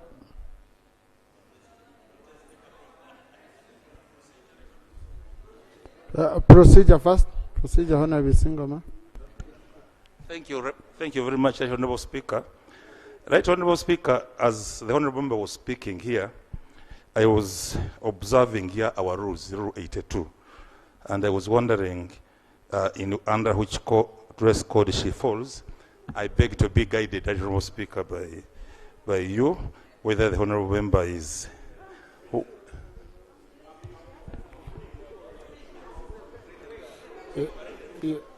I refer to the Speaker.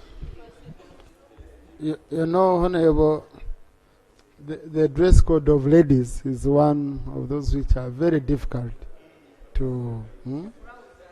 But the rule says for female members, a suit, dress with jacket, blouse and skirt, or blouse and skirt with jacket, decent traditional wear, military attire. So now what is missing is the jacket. Yes. Yeah, thank you. She's... we can accommodate for today, okay? But she has taken note. Yeah, thank you. Yeah, thank you. Honorable Kavanda. Thank you, Right Honorable Speaker, for giving me this opportunity. And also I want to thank Honorable Sababuturo for coming up with this idea of protecting our indigenous seeds. But Right Honorable Speaker, I just want to implore this Parliament to understand that these people are very clever. They began with the GMOs. When you defeated them, they now went into improved seeds. They have now, what they have done is only to change the word from GMOs to improved seeds. But these are the same seeds. Right Honorable Speaker, we may be here trying so much to protect our indigenous seeds, but we should also protect our soils. Because what these people are doing is to bring on the market these herbicides. I have consulted Honorable Abedi Wanika, and he said, the more you use these herbicides, the more the soils get affected. Even if you protect the indigenous seeds and you don't protect the soils, still you are going to plant them and they will not germinate. So these people are very clever. You may want to protect the seeds when the soils are not protected and you are doing nothing. So I would like to ask this Parliament, as we protect the seeds, we should also protect the soil. Because what is on the market, Right Honorable Speaker, as we speak now. Thank you. Honorable Yakatonda. Then Honorable Aogon. Thank you, Right Honorable Speaker. Then Honorable Katabazi. Right Honorable Speaker, I'm quite familiar with the subject at hand. And before I submit, let me dispel the myth that comes with the two understandings, GMO and biotechnology. Biotechnology, we just manipulate the genes just slightly to increase yield, shortening the time and resistance. Whereas GMOs, as known in the European countries, they are called Franken foods. Franken foods in that they are distorting the creation of God, which they have been accused for causing cancer, which they have not dispelled, for leading to sterility and contamination of the environment. So all these have not been dispelled. So, Right Honorable Speaker, to bring the point back home, in the 18th century, there was one theory called the malicious. We got the malicious theory on food. He said food was growing spontaneously. Population was growing spontaneously, whereas food was growing arithmetically. So that it would reach a time when the population could not support itself, and what would result would be death. So his fellow technocrats advised him that that was not possible because there would be technology. So I want to support Honorable Sauturo because this is actually what we call our heritage. And the danger is when we lose independence on food. Even right from the creation, God punished the people to conform by removing food. That's why we came up with theories on conditioning.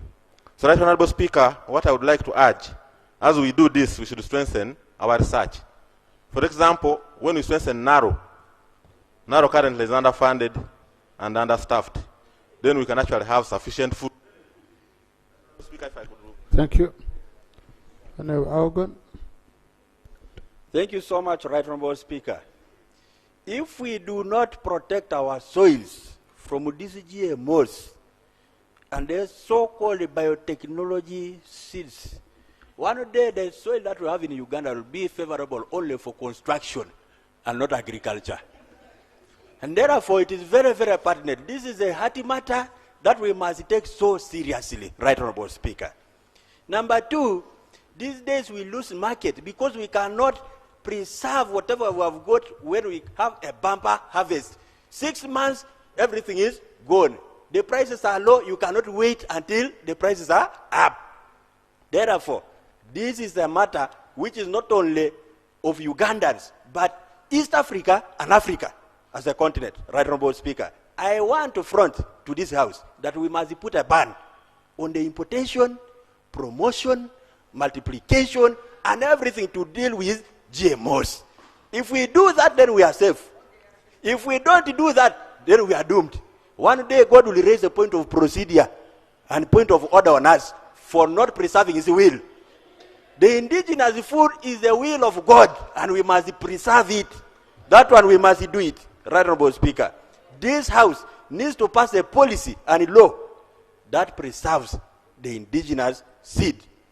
Come to Kumi, taste the chicken that we roast there, and then compare to yours from this end, this one of Namaojolo. Then you tell me the difference. You go and get this fish here from the fishy pond and compare to the one of Lake Victoria, and then you see the difference. Right Honorable Speaker, you'll come back and agree with me. Then you say, let us second the motion. This motion is for seconding, and everybody of us must support it. I beg to move. Thank you, Honorable Katavazi.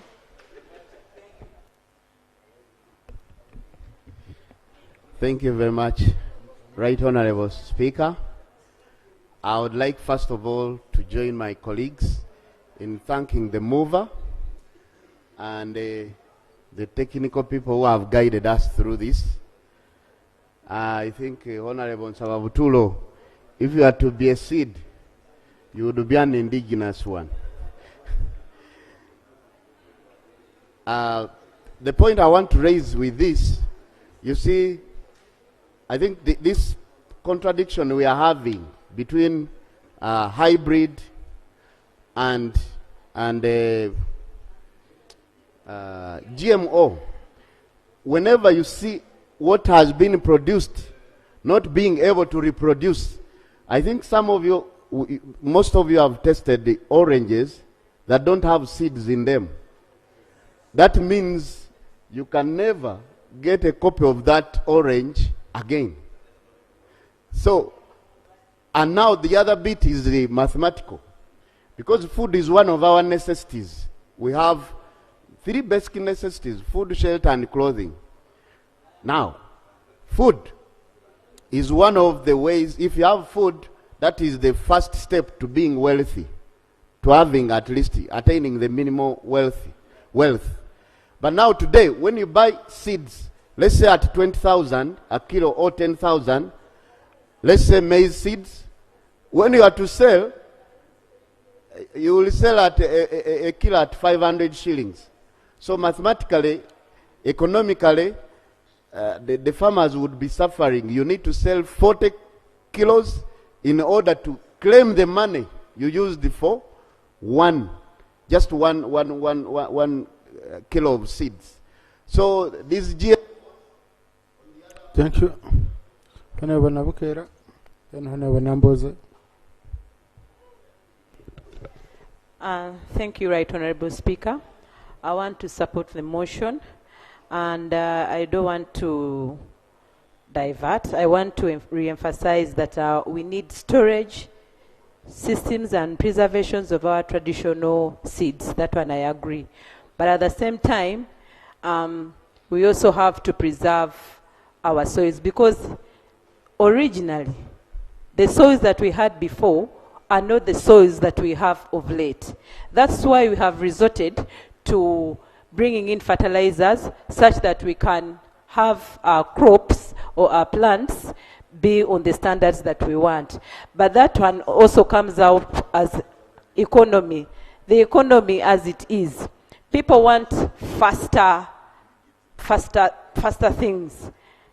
What I mean is you plant, because you want your plant to grow in about 3 months, then you'll opt for fertilizers, and yet those fertilizers that are in our country here, some of them are not of standards to the soils, or that can bring the quality of the food that we want to get out of that. So I still remain and then support that we should preserve the soils, we should preserve the traditional seeds, and then to see that we get better output of our seeds. I thank you. Thank you, Honorable Namboze. Thank you, Right Honorable Speaker. Right Honorable Speaker, I want to thank the mover of this motion and the seconders. Right Honorable Speaker, what we are handling here is bigger than any of us can imagine right now, because it is an international trend which, in my opinion, seeks to enslave Africa forever. Food security, Right Honorable Speaker, and the insecurity that comes with buying seeds every season is, in my opinion, worse than slave trade. Mr. Speaker, sir, the GMOs and their sisters, the improved seeds, are meant to enslave our people to be regular buyers of seeds every season. But when they talk about the issue of improvement, Right Honorable Speaker, I want to ask where the word improvement comes from. What is improvement when you have a seed that you grow in one season and you cannot use to replant? What is improvement in that? What is improvement in producing crops that are tasteless and therefore fetches very little for the farmers? What improvement is there when you are growing seeds that are prone to pests and you have to spray constantly using expensive chemicals? And what improvement is there when you are planting seeds that need fertilizers every other day, Mr. Speaker? Mr. Speaker, the improvement that they are talking about has just been planted into our people's heads. There is nothing like improvement in these seeds. Honorable Singoma, Honorable Cooper.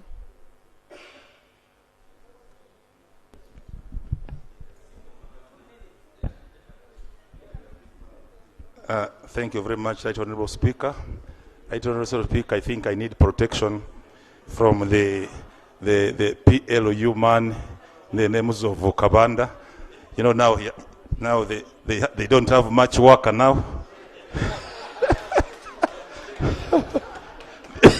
They don't have much work, so they're only doing gossiping around.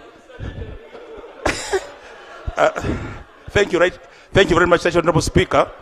Right Honorable Speaker, I want to thank my colleague, Elder Buturo, for a very good resolution presented, and I think it's better late than never. This should have come yesterday. Very, very important motion, and we all think that this can take us far in terms of addressing this problem. However, Right Honorable Speaker, my concern was that I didn't hear much on the means of mitigating the problem being faced by by our traditional seeds, because there are many factors which militate against the survival of our traditional seeds. If we can see where we have come from and where we are going, it really means that we need to rise to the occasion. We need to run where we've been walking to ensure that we protect our traditional seeds. And I would be happier to see the measures which we are going to put in place to ensure that our seeds are safe, that we can keep them on a sustainable basis, other than this, other than the straight. Honorable Cooper. Thank you, Right Honorable Speaker. Right Honorable Speaker, I want only to propose an amendment to the motion, because the motion has limited us to the crops. I want to move that that we amend the motion to include the indigenous animal species, bird species, to be included in that motion. If it's okay, like members have applauded, then let it be. But we won't have it all encompassing. Because, Right Honorable Speaker, you have seen how His Excellency is promoting the Ankole cow. We have just found a cow going to South Africa. If we had patented it, we should be regulating how to control. The indigenous cows in Karamoja and Teso have very tasty meat. How do we preserve it? The chicken from Teso, Lango, Kanungu, in Kasese, in Sebei, West Nile, all this. So that's why I'm proposing, Right Honorable Speaker, that we amend the motion to bring that all on board. Because failure to do that, then other people will take advantage of us. You'll find tomorrow South Africa patenting the Ankole cow, yet it originated from here. So, Right Honorable Speaker, I move that the motion is amended. If the mover of the motion agrees, and members, that we amend it to include those items. Thank you, Right Honorable Speaker. Honorable Cooper, when I'm putting a question, okay, I will capture all of them under that. Honorable Ebwaru, then Aol and Aguti. Right Honorable Speaker, this a very, very important motion. But what we are doing here, we are collecting views from members of Parliament. And then we are simply urging government. This motion comes to urge government. So government will come in either to accept it or not. My humble view, Mr. Speaker, sir, and the House, that may it please you and then the House, that this motion is referred to a relevant committee of Parliament, so that we invite various stakeholders for a hearing in that committee. Let the committee now come with a comprehensive report to this Parliament. That is my view, number one. Number two, I would request my brother, my father, the Honorable Saba Buturo, that you could come back here with a substantive bill, so that now we make it into law. Because this one, we are simply urging government. They will either come and implement it or not. I thank you, Mr. Speaker. Yes. Now, Honorable colleagues, that's not how we process motions. It would be out of procedure. Okay. Yes. Motions are processed here. That's number. Number two, the reason for urging is because it has a financial implication. So we are limited by Article 93 of the Constitution. But we want to hear from government. Because on several occasions, sometimes we've had motions where we urge government, and government has come in to take action. So let's be cautious to remain within the limits of the law. Let me first allow members really, with the little time we have, the debate. Thank you, Right Yes, Honorable Speaker. Betao. Right Honorable Speaker, I want to second this motion in totality. Thank you, Honorable Buturo, for this motion. One thing is, it's not good to be a dependent all the time. So with these improved seeds that we buy, it has always made us to be very dependent. Year in, year out, you have to wait. And that is even how our people, our farmers, if we talk about seeds, really put pressure on us for seeds. And we come here, we also put pressure on Ministry of Agriculture. But if we were preserving our own seed the way our people used to do, we would not be suffering like this. Secondly, for the soil, at least even our forefather, our grandparents knew how to say this time is cereal here, next time is legumes. We know that legumes would fix nitrogen into the soil, so that at least the fertility of the soil is not depleted, it's continuous. But now, because of this improve and also maybe genetically modify, we continue now to use the same field for maize, because we put there these chemicals or fertilizers. We used to have to use is it cow dung for fertilizer? Not. Thank you, Honorable Guti. Thank you, Right Honorable Speaker. I want to thank the mover of this motion. This one is really touching the heart of our farmers. They've been suffering about the improved seeds. And for example, they buy improved seeds at a very high price. And when it comes to the time of selling, the prices are always reduced. For example, farmers buy sunflower seeds very expensively and maize seeds very expensively. And some maize seeds are imported.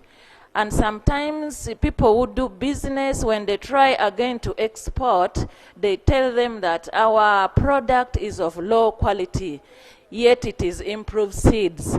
So I really support this motion that we should go back to our traditional seeds so that we maintain our prices and protect our farmers. I beg to submit. Thank you. Soroti, Kwanya, Mukono, Irira,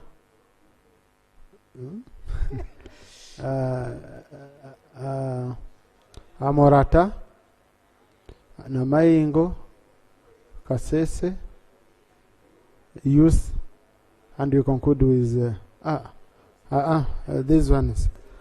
Bashimonges has been here. He has been here. No. Oh, no, that side we left. Any side we left, we've already finished. Yeah. So we shall take it. Thank you, Right Honorable Speaker. Maybe to correct, I am not for Soroti, but I am for Gweri in Soroti district. No, honorable colleagues, I usually call a district when you want. Thank you. But I know your name. Thank you, Right Honorable Speaker. Right Honorable Speaker, in the floor of Parliament, we have been receiving reports from very many districts about famine. It is out of this improved seeds that has caused us to have famine in our districts. Right Honorable Speaker, when you look at in my sub-county, in my district, you find that there is improved mangoes. A mango that is big like my head. Then you wonder, what is this? It is big like my head. And you try to cut it, much as it has been sprayed. Try to cut it, you find wound, the insects inside it. Now you ask yourself, what is the problem? Is your head the wounds? No, I am just giving us an example. I didn't want to pick somebody here as an example, but I was just giving us as an example. So you find that even when you get that mango there, you fear even to eat it. For me, sometimes I fear when I get a very big mango, I just leave it. Even when you go to this avocado, you find a very abnormal avocado. Then you ask yourself, what is this? So for me, I support the motion 100%, and it has even delayed. Thank you. Auma. Thank you so much, Right Honorable Speaker. Right Honorable Speaker, I want to support the motion. Honorable Choma, go and sit the side of NRM kindly. It's not free sitting. And also appreciate the move of the motion. Right Honorable Speaker, agriculture is the backbone of this country. And highest percentage, over 80%, of our people out there, farmers. When we were growing up, Right Honorable Speaker, we used to have seeds. We used to have maize seeds that was yellow in color. I remember it so well. Though I don't support it, but I remember it. There was a seed that was yellow in color. It was very sweet, very nutritious. I'm not meaning the NRM, but I'm meaning the seed, the real seed that I used to know when I was growing up. Right Honorable Speaker, when we talk of the improved seed, I'm a farmer myself. The improved seed that we have, for example, we have Longe 10. We have 777 that are mostly planted in Lango sub-region. And Triple A also. The seeds that we have are very expensive. Like the one I've mentioned. Only 1 kilogram of a seed, of a maize seed, is 20,000. How do you expect a local farmer in my district to buy such a maize? How do you expect a local farmer throughout this country to buy? Now, assuming a farmer has like 20 acres of land, that is roughly at... Thank you, Honorable Grania. Honorable colleagues, I said in this debate I'm not having procedure. I just want to conclude. Thank you very much, Right Honorable Speaker. I also would like to join the members to appreciate the mover of this motion, Honorable Nsaba Buturo, because this motion, Right Honorable Speaker, is long overdue. We needed it like the other day. Right Honorable Speaker, the main concern is about cheating the farmers back home, Right Honorable Speaker. Right Honorable Speaker, when you look at the so-called hybrid seeds that we have, some of them are not even hybrid in any way. They only get color the seeds and sell to the farmers very expensively. Yet when it comes to selling, the produce that they put out, Right Honorable Speaker, is as cheap as buying 10 kilograms can only buy a kilo of the same. Right Honorable Speaker, going back those days, Right Honorable Speaker, we used to use the same seeds. We would actually produce whatever would produce, sort the seeds, and then get the very seeds and replant as many times as we could, Right Honorable Speaker. Right Honorable Speaker, what we are calling improvement as of now is what Honorable Otala, one of the seconders, mentioned, that they put a terminator gene that can only allow the seeds to be planted, to be viable for only one season, Right Honorable Speaker. I believe with science anything is possible. If we talk about improvement, I think government would better come out to regulate this. If we want to improve them or to make them hybrid, we should put in a trait of viability over long periods, Right Honorable Speaker. I thank you and I so submit. Thank you, Honorable Kayondo, then Honorable Chirabo. Thank you very much, Mr. Speaker. Mr. Speaker, one person in the Bible called Esau sold his birthrights to Jacob because of food. The man was hungry, and then he sold his birthrights because he wanted food.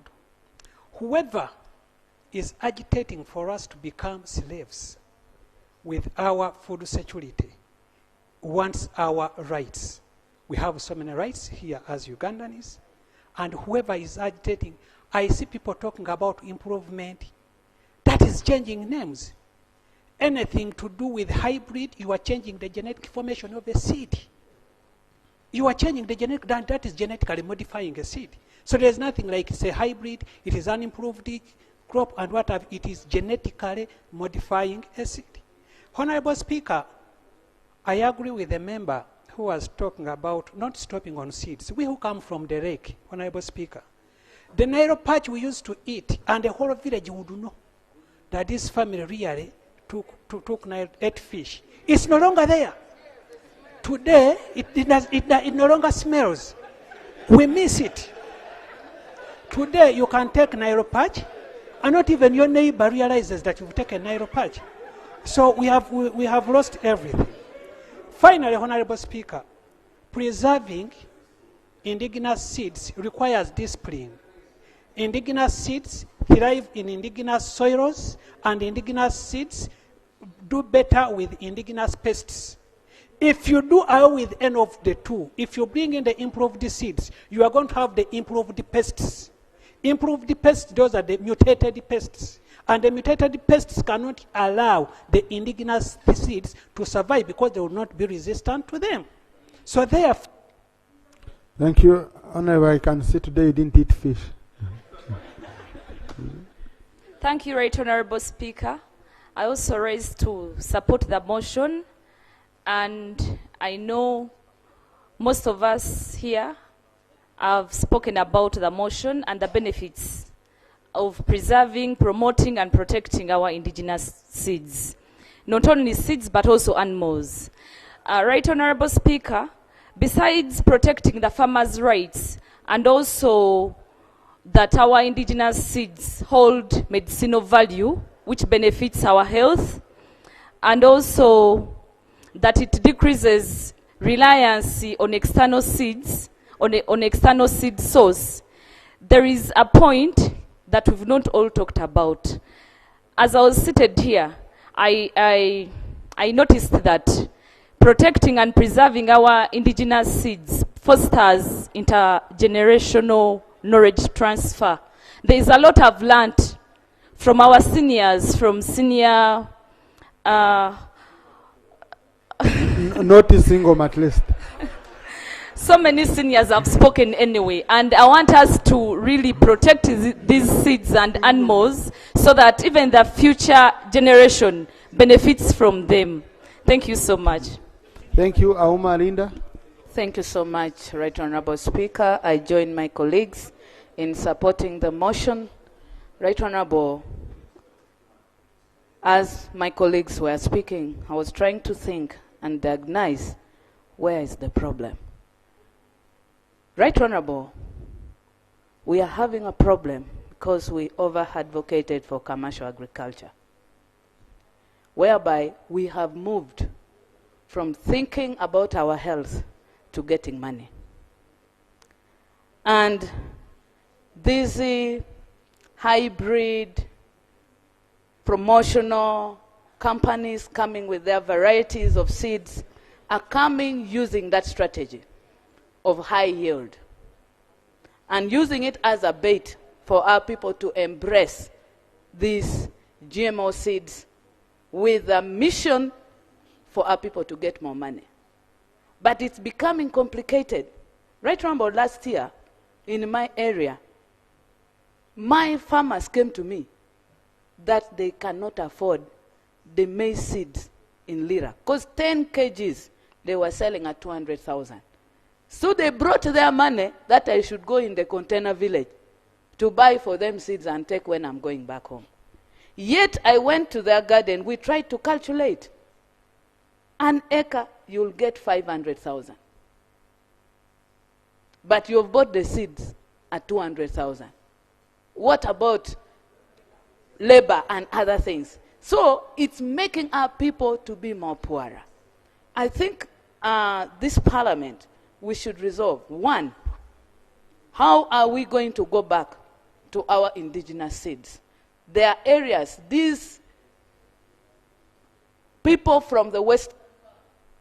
Thank you. As Chair Committee on Agriculture, I will scale up this matter. Honorable Member, ensure it's given serious attention at committee level. Thank you so much. Thank you. Yes. Honorable Makoa. Thank you, Right Honorable Speaker, for giving me the opportunity. I also want to take this chance to appreciate the mover of the motion and the seconders. Right Honorable Speaker, Uganda is known for practicing agriculture. And also, when you want to preserve humanity, you must think of food, you have to think about food security. Today, as we speak in our country, we have different districts suffering from famine, simply because we've been reluctant and we've not looked at how we can secure our people with food. When you want to make someone die a poor person, take away food, because every penny they get, they will be buying food. So I think it is high time that as leaders of this nation, we take a stand to preserve our original seeds so that at least we can preserve humanity. Right, Honorable Speaker? For the first time, I saw the matoke with the seeds inside, the so-called nuts, the ones you were describing as the huge ones.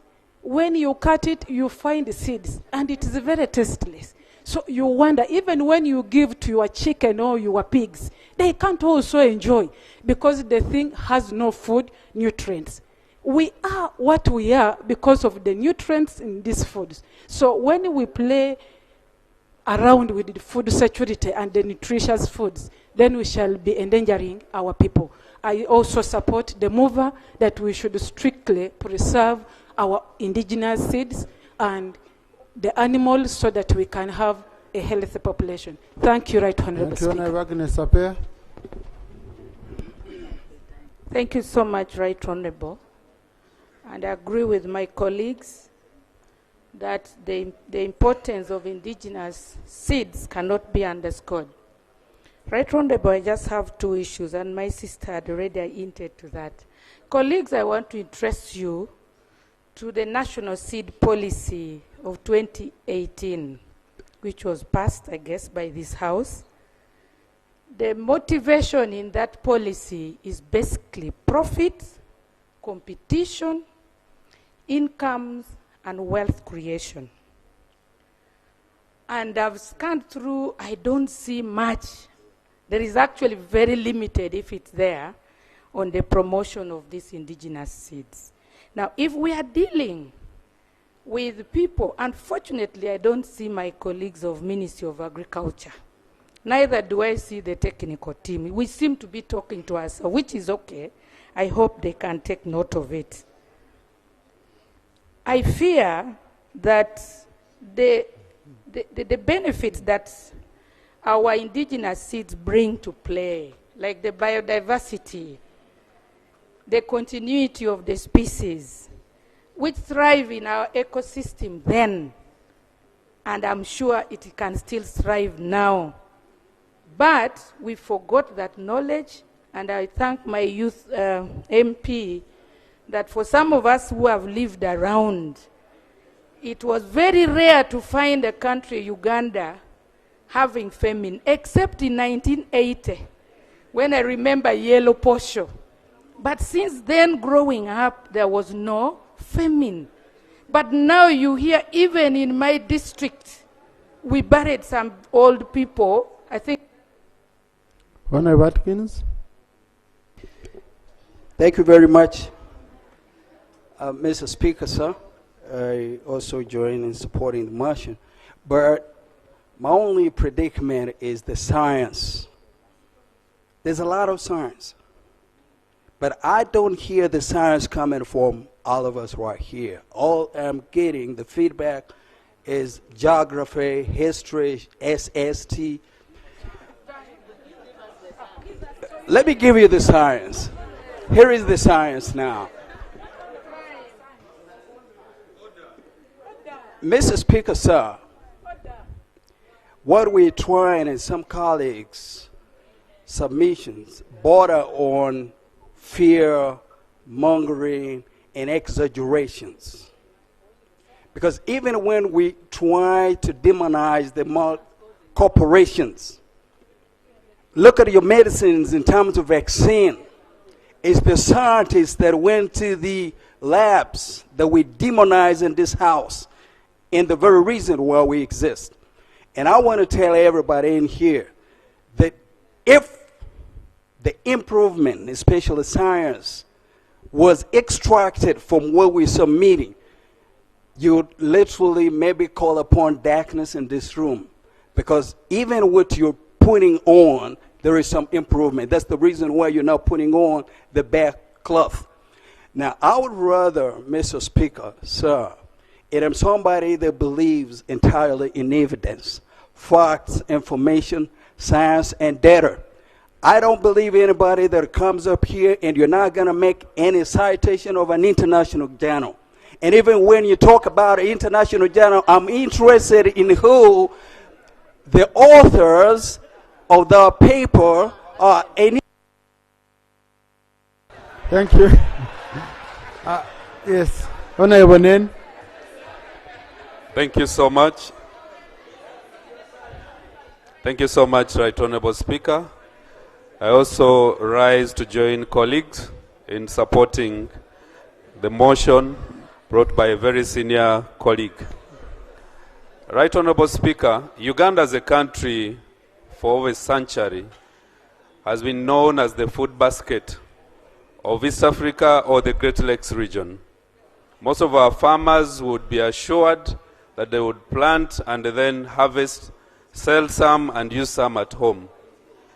The emergency of aflatoxin in our export can be attributed to the issue of the biotech, this kind of seeds that our farmers are now having. All along, there was nothing like aflatoxin. Uganda was harvesting and exporting food. It is until the issue of biotech in our seedlings that we are now planting that has affected us as a country. And so I want to join colleagues to demand for preservation of our original seedlings so that we protect our country for the future. Thank you. Thank you. Lop, and then Leader of Government Business. Yeah. Mr. Speaker, I want to thank you for this opportunity. I fully associate myself with the motion, and I think this is one of the motions that you have rightfully given it justice by allowing many members of parliament to submit on. Having followed the debate and submissions of some of the experts here, I want to invite the attention of government, especially the National Security Council, to take this matter as something they can discuss, because this is a security threat now to the sovereignty of a country like Uganda. Nowadays, wars are fought in different ways. The traditional ways of attacking has subsided a bit. People are using technology, people are using food and etc. to bring countries down. So this is a subject matter that they can discuss and plan ahead of time. I had the opportunity before I came to Parliament to visit one of the countries in Europe, and I found that they had kept each and every variety of our traditional seeds, from the black beans, each and every, and it's a huge farm. And their plan is after, I think, 40, 50, 60 years, after wiping, we shall now be buying from them very expensively. Most of you who have traveled, you realize that if you look for our traditional foods in their stores, they are costing 10 times the amount of the other ones. So this is an international commercial syndicate. You can clearly see that at some point, we are going to be enslaved and we shall be buying from them very expensively. So I want to invite that, since government has some capacity, the Uganda prisons force 30 seconds. The UPDF, I think through the veterans and the Uganda Prison Services, they have farms all over. One way they can easily produce this is to dedicate some acreage and now start producing multiplying our traditional seeds, so that at some point it can be rolled out. I thank you, Mr. Speaker. Thank you so much, Hope. Government.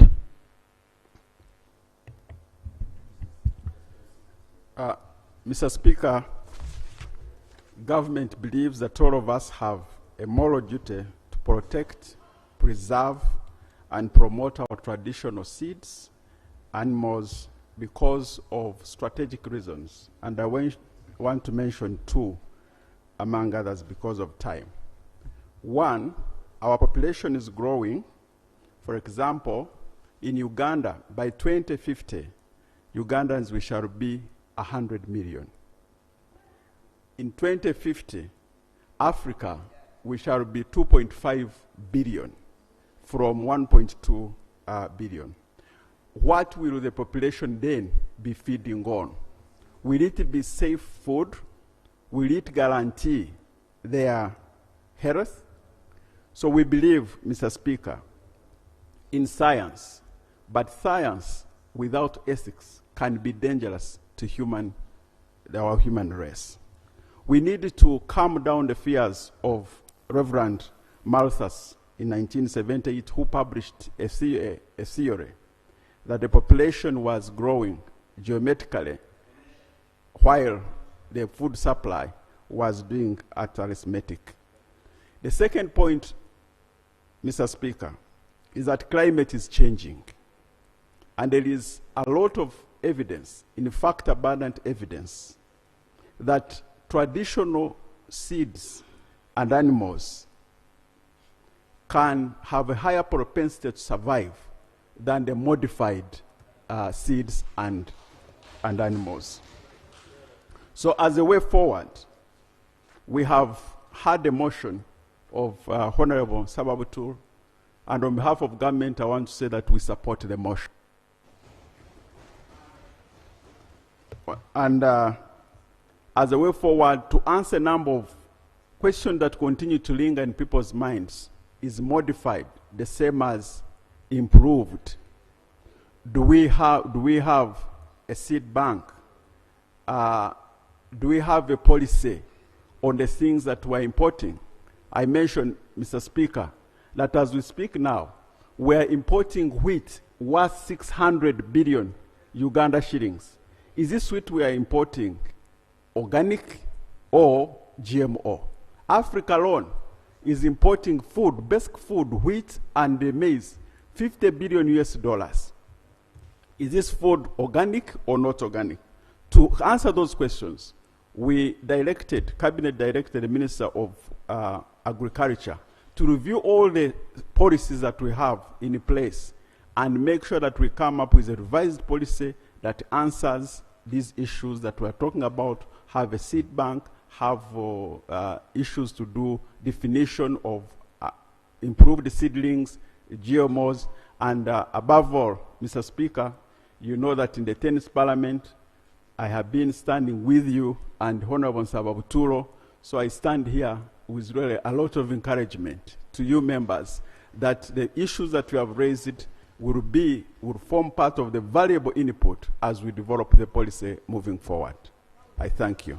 Thank you. Honorable colleagues, I now put a question that a motion for a resolution of Parliament urging government to promote, protect and preserve traditional seeds in Uganda be adopted with amendments. Those in favor say aye, into the contrary nay. The ayes have it. Honorable Maurice Arat. Yeah. Yes, I'm Maurice Arat. Yeah. Honorable colleagues, I want to thank you. And please, Honorable Minister, per Rule 220, 3 months, let's have an action taken report. Committee on Agriculture, take up these issues during budgeting. These are some of the issues we should start looking at and ensuring that resolutions of Parliament are implemented. Now, I want to thank you, honorable colleagues, for coming and for staying here. Those of you who have stayed much longer, because when we are handling item number 3, which was reconsidering the returned bill for higher education students financing, we had 186 members, both online and physical. When we were handling item 4, the bill for UNESCO, we had both online and physical, we had 192 members. But now you can see for you, you've been resilient. You are still here. I want to thank you. House adjourned to Tuesday at 2 p.m.